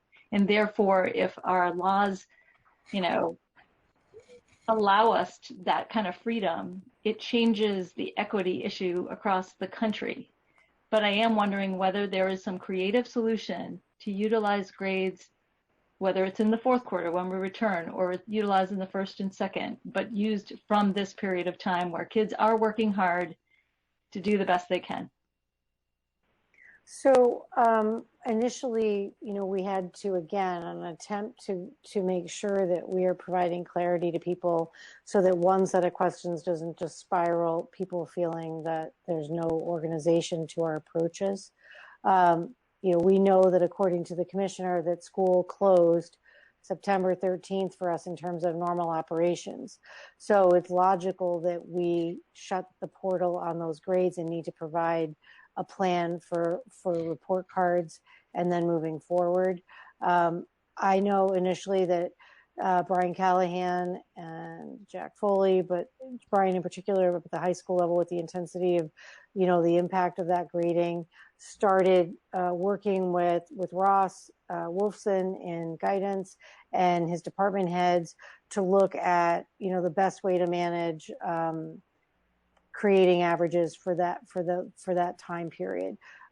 Certainly, they know that they want to provide students opportunities to finalize work. Some of them, they always use the last week to 2 weeks for kids to come in and finalize pieces of work and projects and tests and feedback to do the best they can for each ending grade section. So I know that they're looking at how they're going to calculate that for feedback. So I know Brian wanted opportunities for students to get closure on work that was at play for, up until the closure. So we'll talk about it with him. There's a whole second tier of communications from each of your buildings that are going to come out to families and students with the kind of granular detail you're talking about.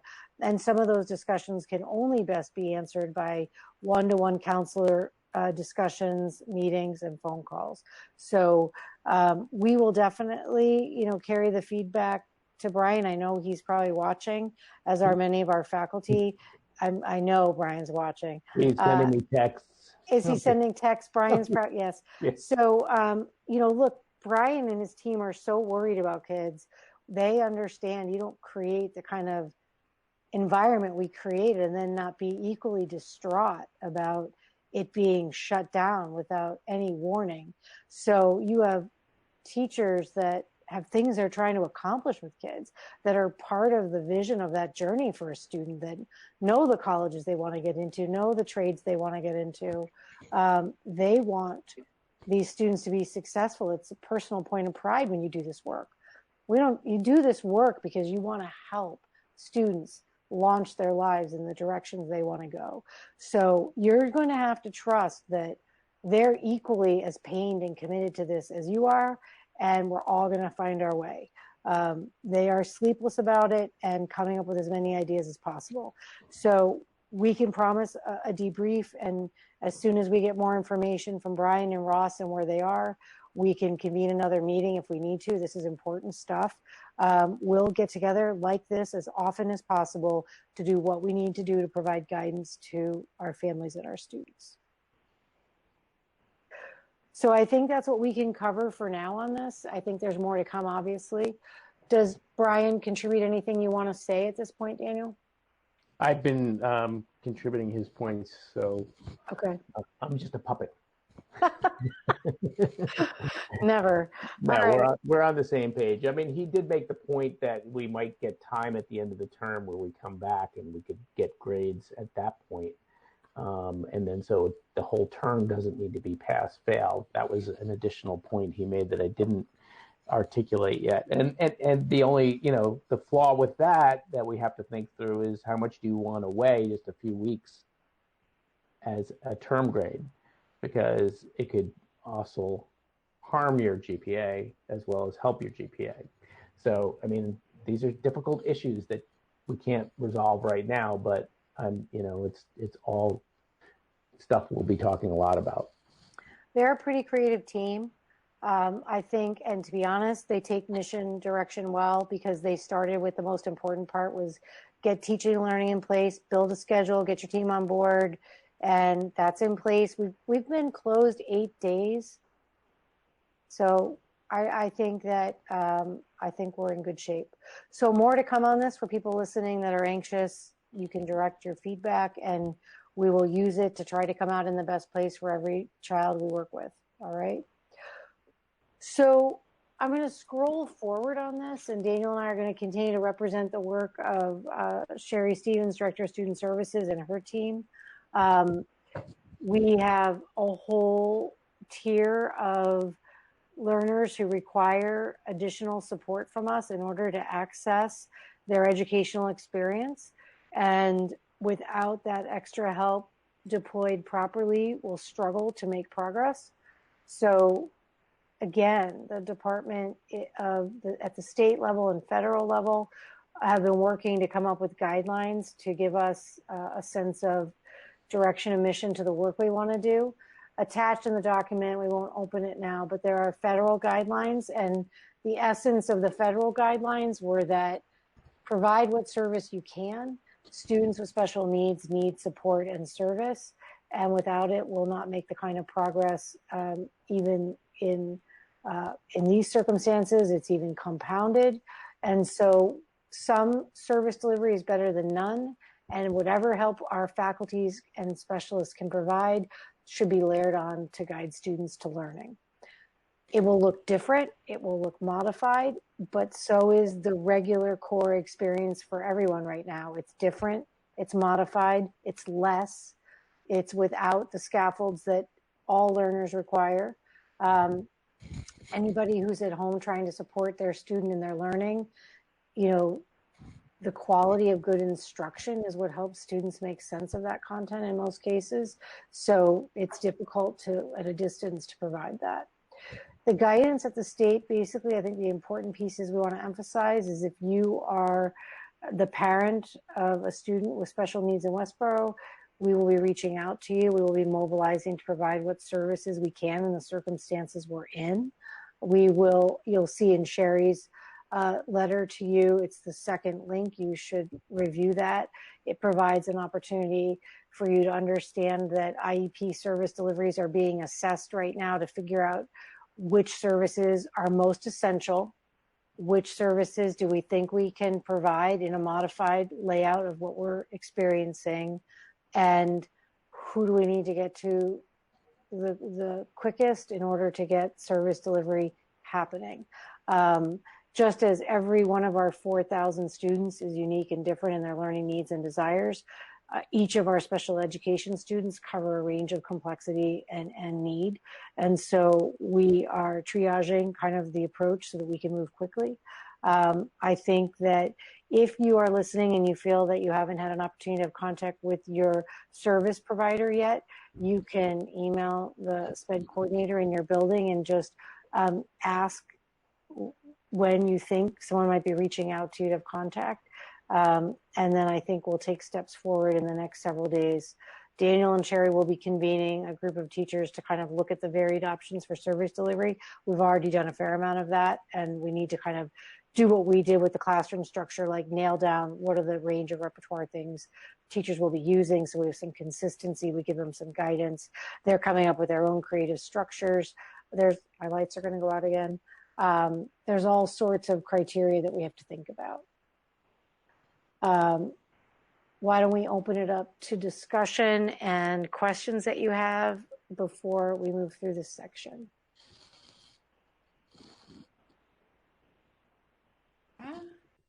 Forgot to unmute.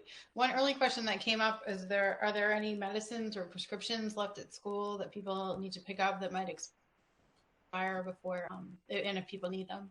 Is that an option? That's a good question. We certainly can look at that. If people feel they have medications they need to access, they should email their nurse or principal. Whoever, if they email the nurse, we will find a way to disseminate those back to families if they feel that they are going to have an issue with a prescription. Yeah, it may have already happened.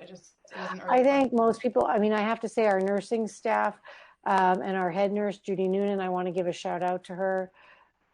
I look like I'm in that movie Halloween, like where I'm in the woods and somebody's going to chase me with a flashlight. The way that we'll tackle this, Judy Noonan has been incredibly busy. She's helping the Board of Health to track cases, to make contact with families or people or teachers that have questions. So it's been very, very hectic. She's done an amazing job, and will continue to support the Board of Health. Our nursing staff has also volunteered to participate as cases escalate, as we well expect that they would, for us to be able to help with triaging calls to families, students, and ill people in Westborough to screen their needs. And so our nursing staff is organizing with the Board of Health, and we have offered them, and I want to say Steve Bakari has been amazing. So that team's busy. I believe that I just got a text from Matt Lefebvre. He said most people have already managed to pick it up prescriptions already. Thank you, Matt. I have a question about technology. Sure. I heard some people's Chromebooks have broken down, and what is the process for exchanging out or fixing their devices? Great question. So I know that John Green, again, shout out to John Green and his technology team. We've been disseminating, I think, over 300 devices to families who wanted additional devices to be able to.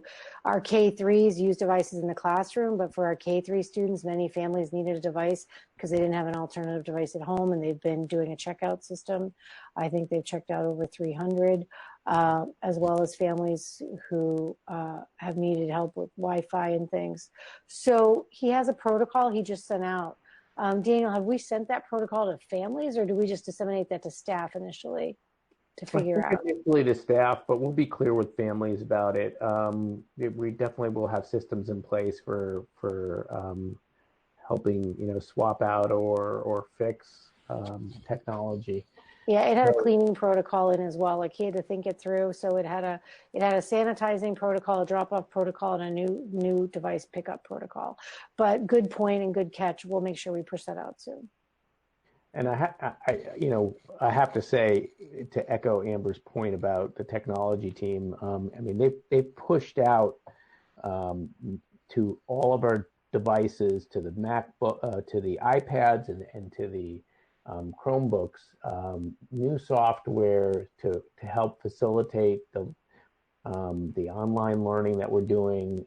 They've been coming in and working tirelessly, that entire team, to do that. They've also put in place, which we didn't have before, there was not ever a need for them to be able to remote into teachers' laptops off campus. It used to be they would do it on campus, but they created a system that we didn't have before. So like today, there was something that I couldn't do that had to do with approving POs, and I had to get a virtual, VPN put on my laptop, and they come in and they do, they set up a system that we just didn't have 2 weeks ago. So it really is very impressive. They've been working doggedly to support both the faculty, the administrators, and the students. So, which is a good segue to the next part here. Actually, sorry, before we moved on to technology, I just want to recognize Dr. Sherry Stevens for all her work on that document that's attached to here. Yes. Thank you. I think that her team has been working. They're also under a program review. So they're trying to complement that as well by getting that completed in the middle of all of this. I think because so much, I don't want to move off the discussion of special education in a way that feels like we just spent an incredible amount of time talking about, students and grading and what their needs are. These are very individual conversations, and I want the best voice to carry those conversations to families. Our SPED coordinators at the building level, our principals, the classroom teachers who work with your children, and then this whole tier of specialists who support them. So they are reaching out. I know many of them already have. And so getting this document in everybody's hands today kind of takes us to that next step. And this will be a huge focus for us over the next several days. All right. Let's go down to student privacy and reasonable technology use. Dan, you want to scroll down? How do? Okay. You want need to go through this? Yeah, I think the essence of the privacy information, I would just say, exists in all of our reasonable use policies. We just pulled them from all of our various handbooks and practices we already have in place. We've done digital citizenship work. We work with families and students on appropriate use of technology. We have protocols for shutting down technology use for students who need an opportunity to rethink how they use it. So all of those are at play and remain in place, because as we conduct school at a distance, our expectations remain the same. I really want to be clear that our expectations remain the same. And Daniel's going to step through the types of things that, you know, again, I almost feel like part of me was like, do we need to say this? Our kids are so good about all this. And then we're like, we probably need to say this because it's a new environment for them, you know. So I just, again, they're a little further stretch from us, right? They're a little further than they usually are. And I think it's just important for us to reiterate that the policies and practices are in place. And I'll turn it over to Daniel to highlight them. Well, yeah, so there's two sides to this coin here. It's like, you know, on the one hand, there's protecting the privacy of our students. On the other hand, it's the students' behavior and responsible use of our technology. So, you know, the first part of the set of bullets is that, you know, the compliance, there's this Child Online Privacy Protection Act, you know, which regulates the collection and use and disclosure of personal information. And so we take that very seriously in the software that we use and the ability of our students to be identified and protecting their identity and access to commercial and other outside entities. And so that piece is clearly something that we're always looking at when we're putting in place our software. How are we is it in compliance with the Child Online Privacy Protection Act?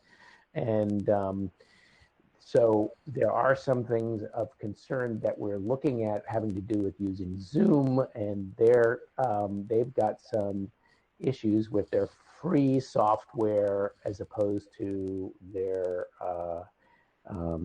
is a software that's specific to school systems. And so we're looking into their privacy issues with Zoom, to be clear about it. But that's part of the reason too that we're not using Zoom at the secondary level with, we're letting teachers use Zoom to connect to some parents and students at the elementary level, but their students are not engaging and providing data at the elementary level through Zoom to the teachers, but we're using Google Meets in grades pretty much starting in grade 4 through 12. We're leaning more towards that because the protection we know is it's more closed within the education platform that Google provides. It's like different than their public platform. It's just education one that has the COPA protections built into it. So just I want people to be aware that we're very cognizant that this is just a slightly different environment that we've opened up into here with doing the online learning, and that does lead into the video conferencing and the rights and responsibilities of our students when it comes to video conferencing, and the privacy of our staff and the student responsibility piece here. And we will take very seriously the students need to exhibit responsible use of the video conferencing and the privacy of other students and the staff. And when they get online, there's guidelines and rules that we expect our students to follow so that they're not clipping and making public the video chats that are going on, any parts of it that involve either the students or other students or teachers.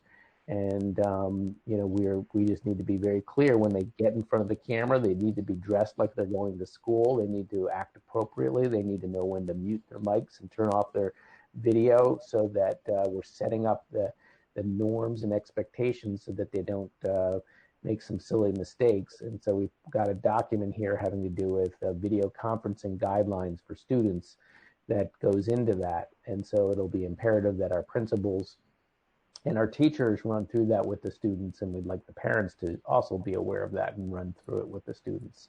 We just want everyone to be safe and responsible. And so that's what this section of the document is about. Yeah, I think in general, like I said, we started from the place of like, we think we're in a super good place. Like the early work that we've seen and work that previously has always taken place has been fundamentally based on strong relationships between our students and our teachers and respect. And I just have to say, shout out to families in Westborough. We just have really awesome kids. I want to articulate the quality of kid that lives in this community and how good they are to their teachers and vice versa. There's really such an enjoyable relationship to be in the culture. It's why we're all so sad not to be at school. It's, these classrooms empty is just distressing all of us. But the life of like being in the hallway and watching those relationships between teachers and students, they're very good to each other. And I think I'm not worried about this, but I think it's always important to have the quality of the policy to fall back on. And I think because our parents are always so spot on with raising their kids, I think whatever it is you do, the conversations you have, the way you've always worked with your children to send them to us ready to learn, please set them up to do really good work in this setting as well. So I'm sure it will happen. And I think that document just gives you some guidance. Questions from the team? Sorry, I was gonna say, is it my turn again? Yep. Yes, questions. I'll just comment first that I was watching the Board of Health. We had the meeting with the Board of Health and watching the Board of Health and the selectmen last night, and I felt like we lived in a very thorough community. They were thoroughly discussed everything. And now when I see this document, I think the schools are right on par with that commitment to our community. So thank you. Good work. Thank you. Other questions, anything from people before we move on to other agenda items? I wanted to just chime in that as teachers are using some of this technology for Google Hangout Meets, it appears that the middle school and high school parents are sort of out of the loop in the communication of when those are, but the students are not. They're getting direct communication from teachers, and it may be helpful to ask your kids exactly when they have those meetings, because although thus far they've been somewhat optional due to the times that the teacher is putting it out, I can't begin to tell you how responsive the kids have been in those type of setups where they're gaining face-to-face access and seeing their peers for the first time in 2 weeks. It's very beneficial. So these are the discussions, especially middle school, high school, that you could be having with your kids, because parents are getting communications in K through 6 directly, and 7, 8, those kids really do have the capacity to get direct communication from teachers and act accordingly, but it doesn't hurt for each of us as parents to get involved with that. I would say too, if parents were interested and haven't gotten a tour of how Google Classroom works, which is the way that the vast majority of our teachers are communicating, like sending out assignments, collecting assignments. If they haven't gotten a tour from their students, it would be an interesting for you to be able to see how that works, because it's a very powerful tool for keeping an entire class's communications and information and feedback and assignments and graded assignments, as well as ones that are new assignments, like all in one place. And so, yeah. I agree. All right, Madam Chair, you want to move us forward? I think we're at closure on this document, and I will finalize it by saying we're good for now. There's more to come. There's communications that will flow, but we'll start working on the next set of things to accomplish. So I forgot to ask for approval of the minutes from March 11th, 2020. So back to regular business. Anyone want to make a motion to approve the minutes on March 11th, 2020? So move. Oh, Steve, you're still here. Oh, yes. Okay, good. You got fails coming up, so stay awake. All right, Steve made a motion. Anyone want to second the motion? I'll second. Thank you. And all in favor, we have to do a roll call vote. Anyone want to- Correct, yes. Okay. Here, I'll call out the names. Steve Durant? Yes. Kristen Vincent? Yes. Raghu Nandan? Yes. Lisa Edinburgh? Yes. Sarah Goulet, yes. Thank you. Minutes approved. Okay, so our next agenda item was Amber was going to just give us an update on possibly providing custodial support to the fire station. So thank you. So at this time, I'll indicate that you can pass over on this item. I've been having a quality set of conversations with Pat Purcell, the fire chief, and Christy Williams, town manager, and Jim Stewart, director of buildings and grounds on the town side. They're all under immense pressure as well, and they're very worried about maintaining the health of their crews so that they can provide vital services to the community. So they had reached out to ask if we would be able to blend supports if they start having people fall ill. And currently, I don't think people realize that the fire team over there, all of the department, they clean the fire station on their own. They do not have a cleaning service that comes in. So during a time when we're trying to maintain the intensity of their health, the contracted cleaning structure on the town side has not included the fire station. So we also have, they are short employees already on the maintenance side, and so they had asked for help.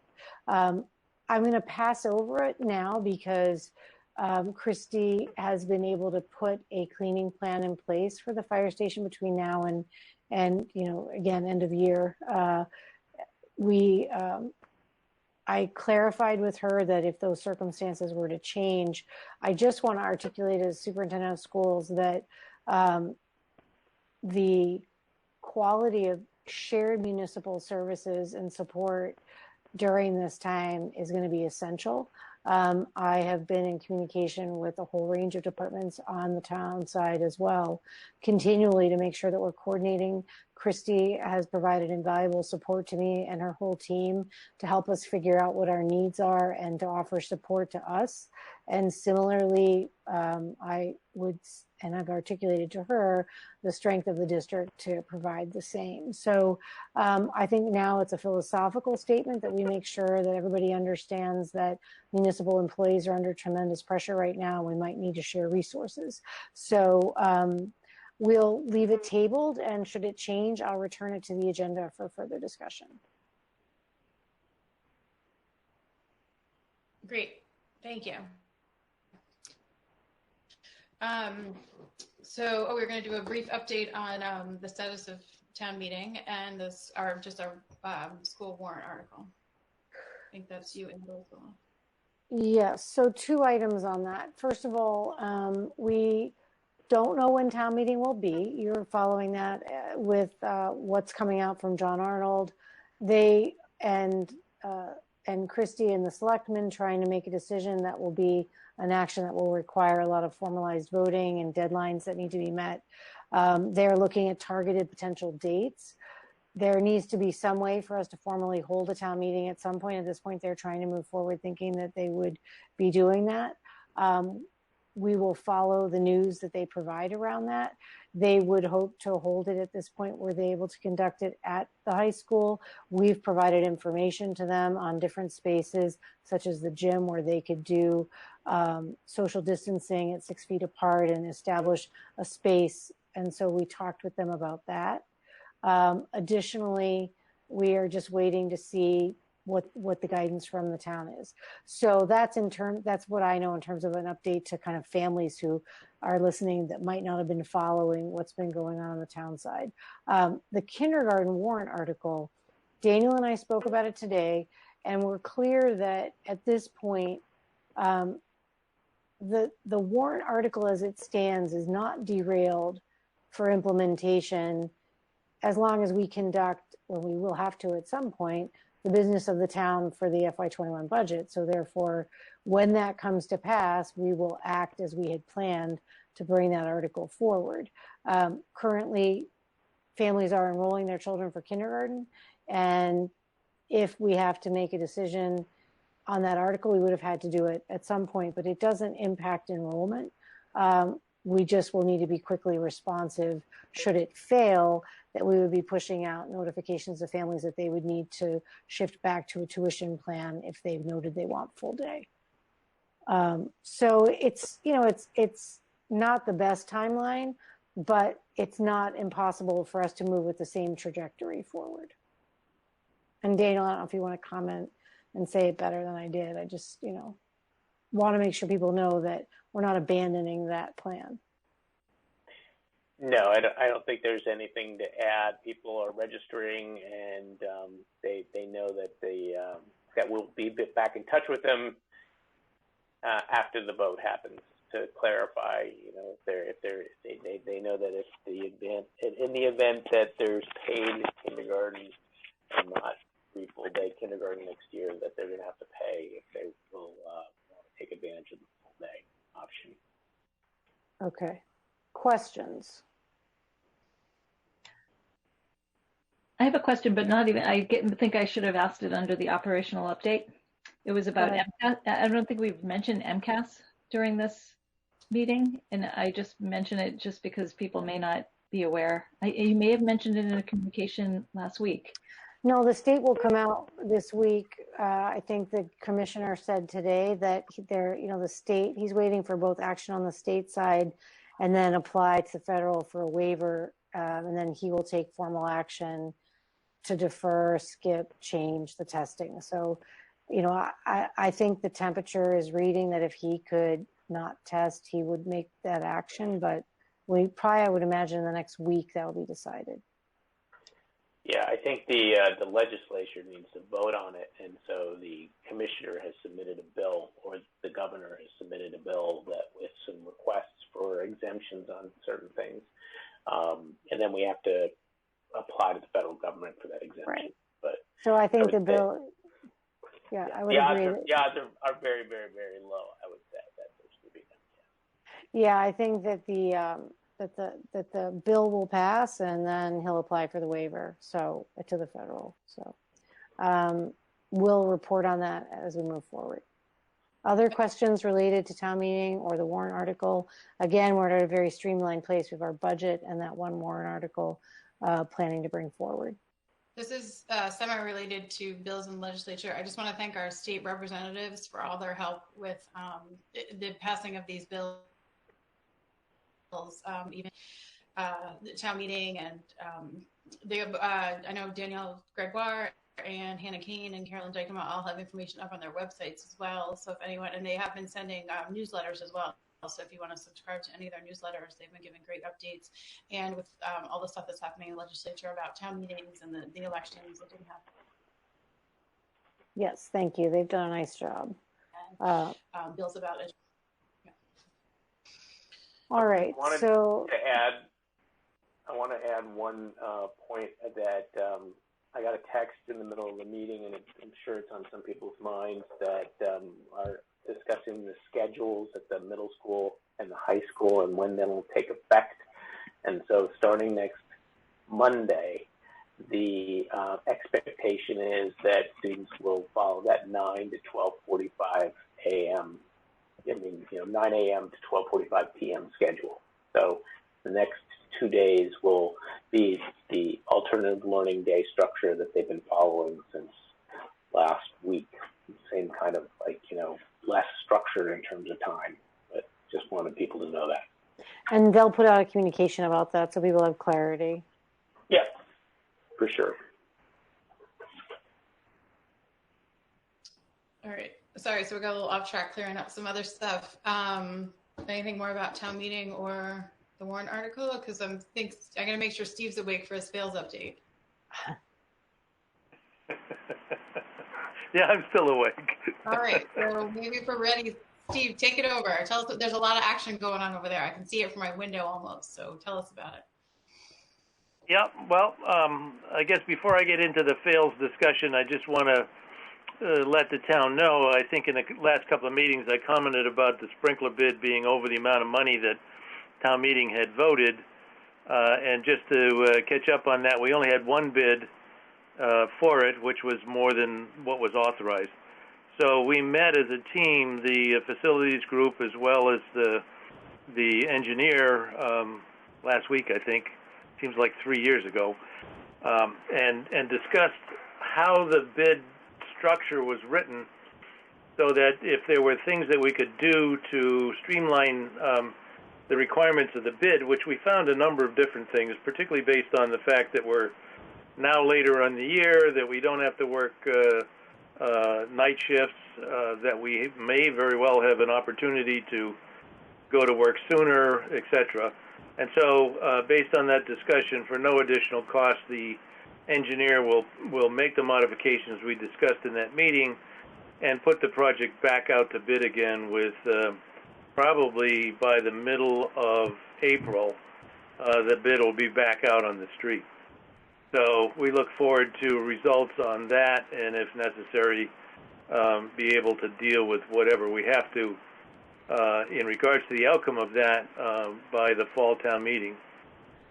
As far as fails is concerned, which is currently continuing under the governor's exemption of construction work within the Commonwealth. And so to that end, the foundation permit for the project was issued by the building department on March 11th.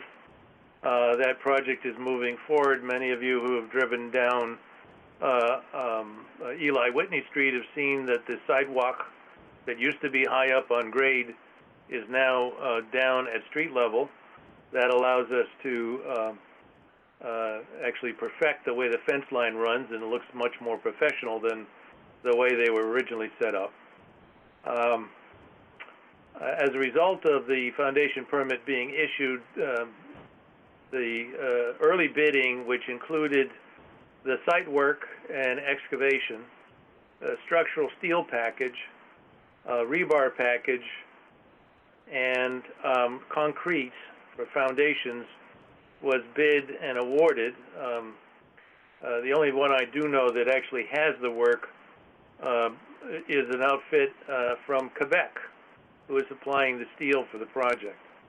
Excavations have started, and the excess material from the site that needs to be stored off-site has been trucked, and certainly during, not all of it of course, but certainly during this period where almost no traffic in town, obviously it hasn't bothered anybody, including the contractor. Let's see. So the rest of the project, the total project packages have been put on the street as of March 16th, with a bid date for receipt of April the 10th. And that may, depending upon what stories we get from the various contractors, may be delayed a little bit, partly because it's a really tight bid schedule. Our intent, of course, is to be able to meet our construction dates for school to start as was promised in August of next year. I'll also mention that we had a public meeting, a public meeting for all the neighbors on I think it was the 12th of March. Yes, it was the 12th of March for all the neighbors. Presentation lasted for about 2.5 hours.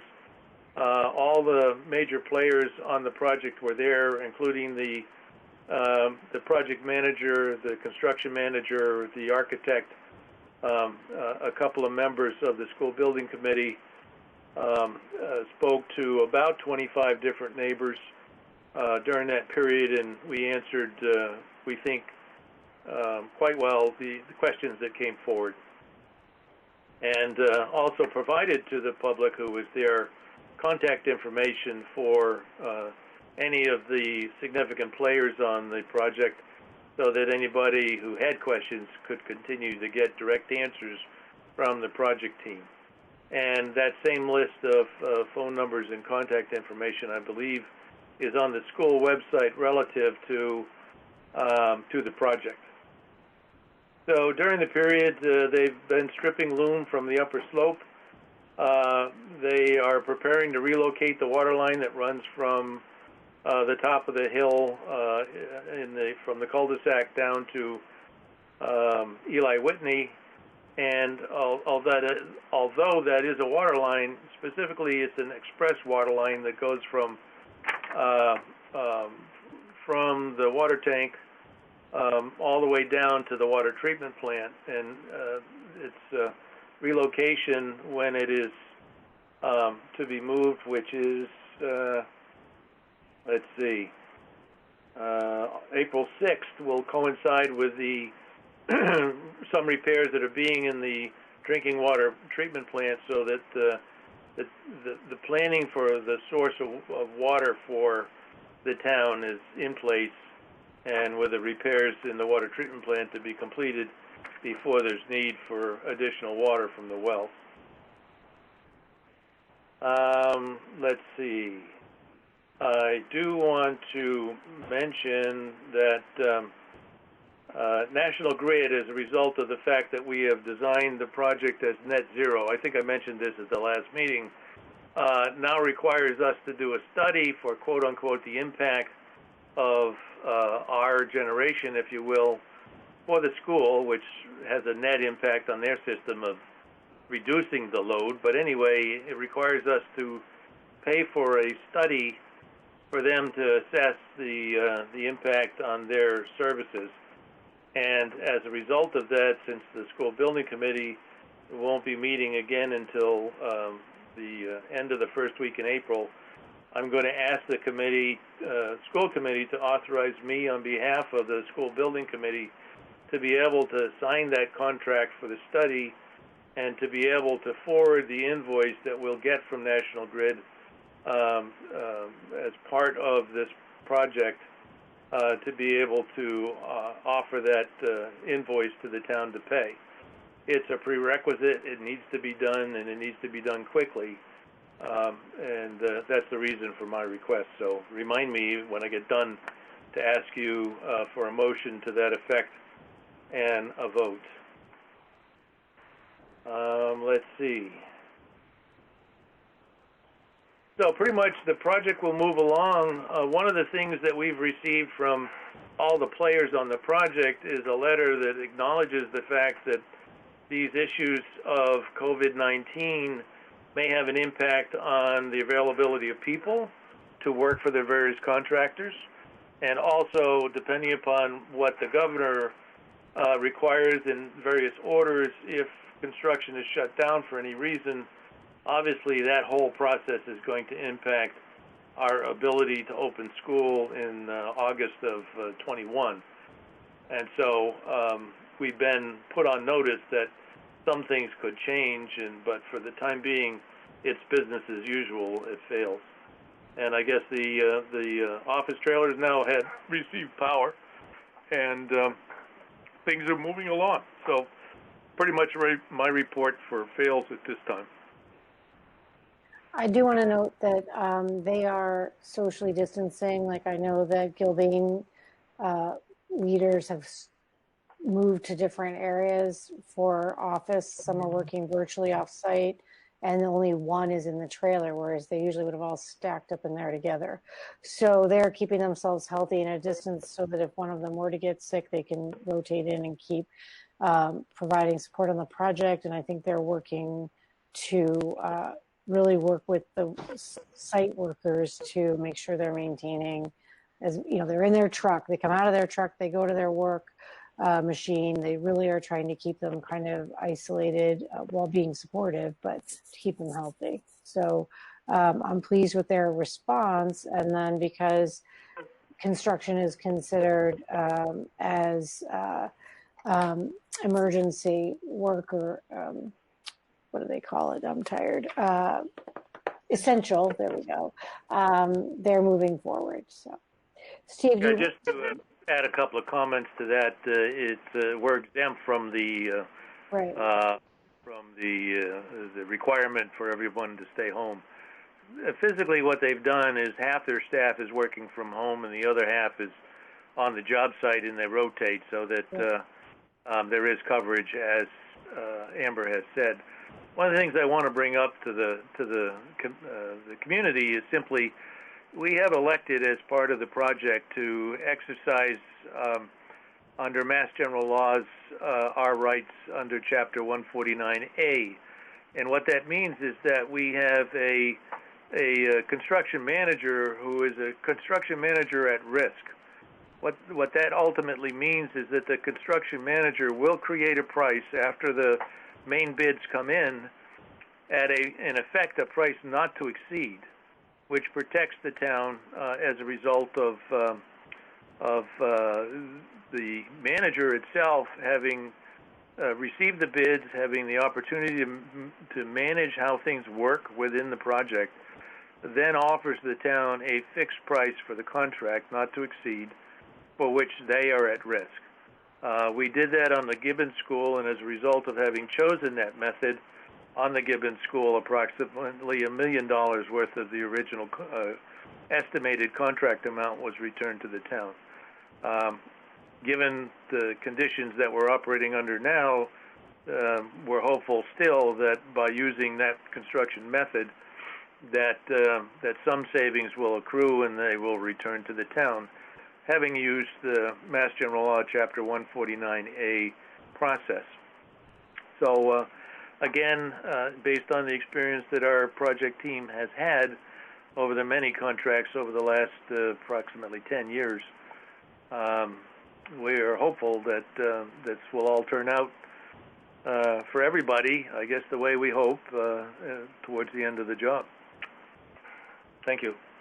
So if someone would make a motion to what I had suggested, I would appreciate it. Would you like me to restate it? Yes, I think that would be helpful. Yes, please.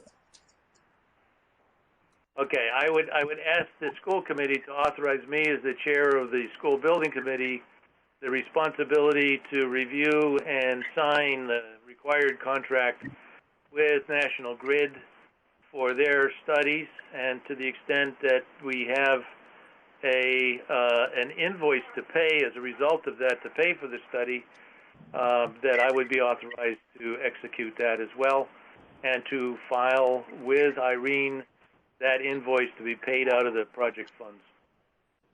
Okay, I will move as Steve said. Anyone second that? I'll second it. Thank you, Raghu. All right, and I'll vote Vincent. Yes. Okay. Edinburgh. Yes.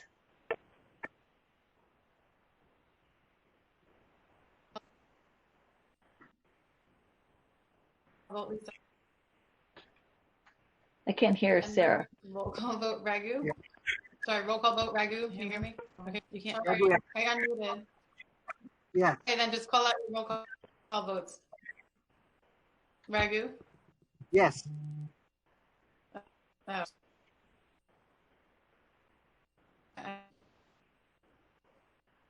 I think my Steve Wi-Fi's Durrett, cutting yes. out. Okay, Sarah Dulé, yes. That was 5-0 for Stephen. Thank you. Sorry, can you hear me now? Can you hear me now? Yeah, your Wi-Fi is breaking up a little bit, so we're just going to look at the agenda. Started watching Netflix. I think that was the Yeah, end of exactly. We need to. Yeah, yeah. I think the Netflix is going on at my house. So you bet. I think if you can hear me, I think one last thing about social distancing. Last night, the Board of Health and the Board of Selectmen were going to put out a joint statement on social distancing. And so I had emailed and they said that we could tag on to that statement, part of their joint statement. So I guess I would just need a motion for us to be included in the joint statement social distancing. I move that the school committee let's see, what do I want to say? School committee agree to join the Board of Selectmen and the Board of Health in supporting social distancing for the benefit of the community as well as all the members. Thank you. Second? I'll second that. Okay, and call out your roll call votes. Edinburgh, yes. I heard Edinburgh and Vincent, Nandan. Okay, Raghu, Julie, yes. yes. Yes. Raghu, yes. Right. Steve, Yes. yes. Steve, yes. Great. All right. So, anything else? No, at this time you have accomplished your Yeah, meeting I just want to say and to actually social done really distancing, well. Oh, sorry, Steve, yeah. I'd just like to comment relative to social distancing. Can you hear me? Yep. Okay, that in fact the construction meeting group meets once a week, and we're doing it in the same method that we're doing tonight, and that we're making detailed decisions associated with construction and the knowledge of the various players in each one of those meetings, so that we're continuing even though we can't sit in the same room to discuss the details of how this project moves forward. So that is it for me. I don't have anything else. Okay. Thank you. I think we just need a motion to adjourn then. Can you hear me? Motion to adjourn? Raghu, you want to do that? I move the motion to adjourn today's meeting. Thank you. Second? Second.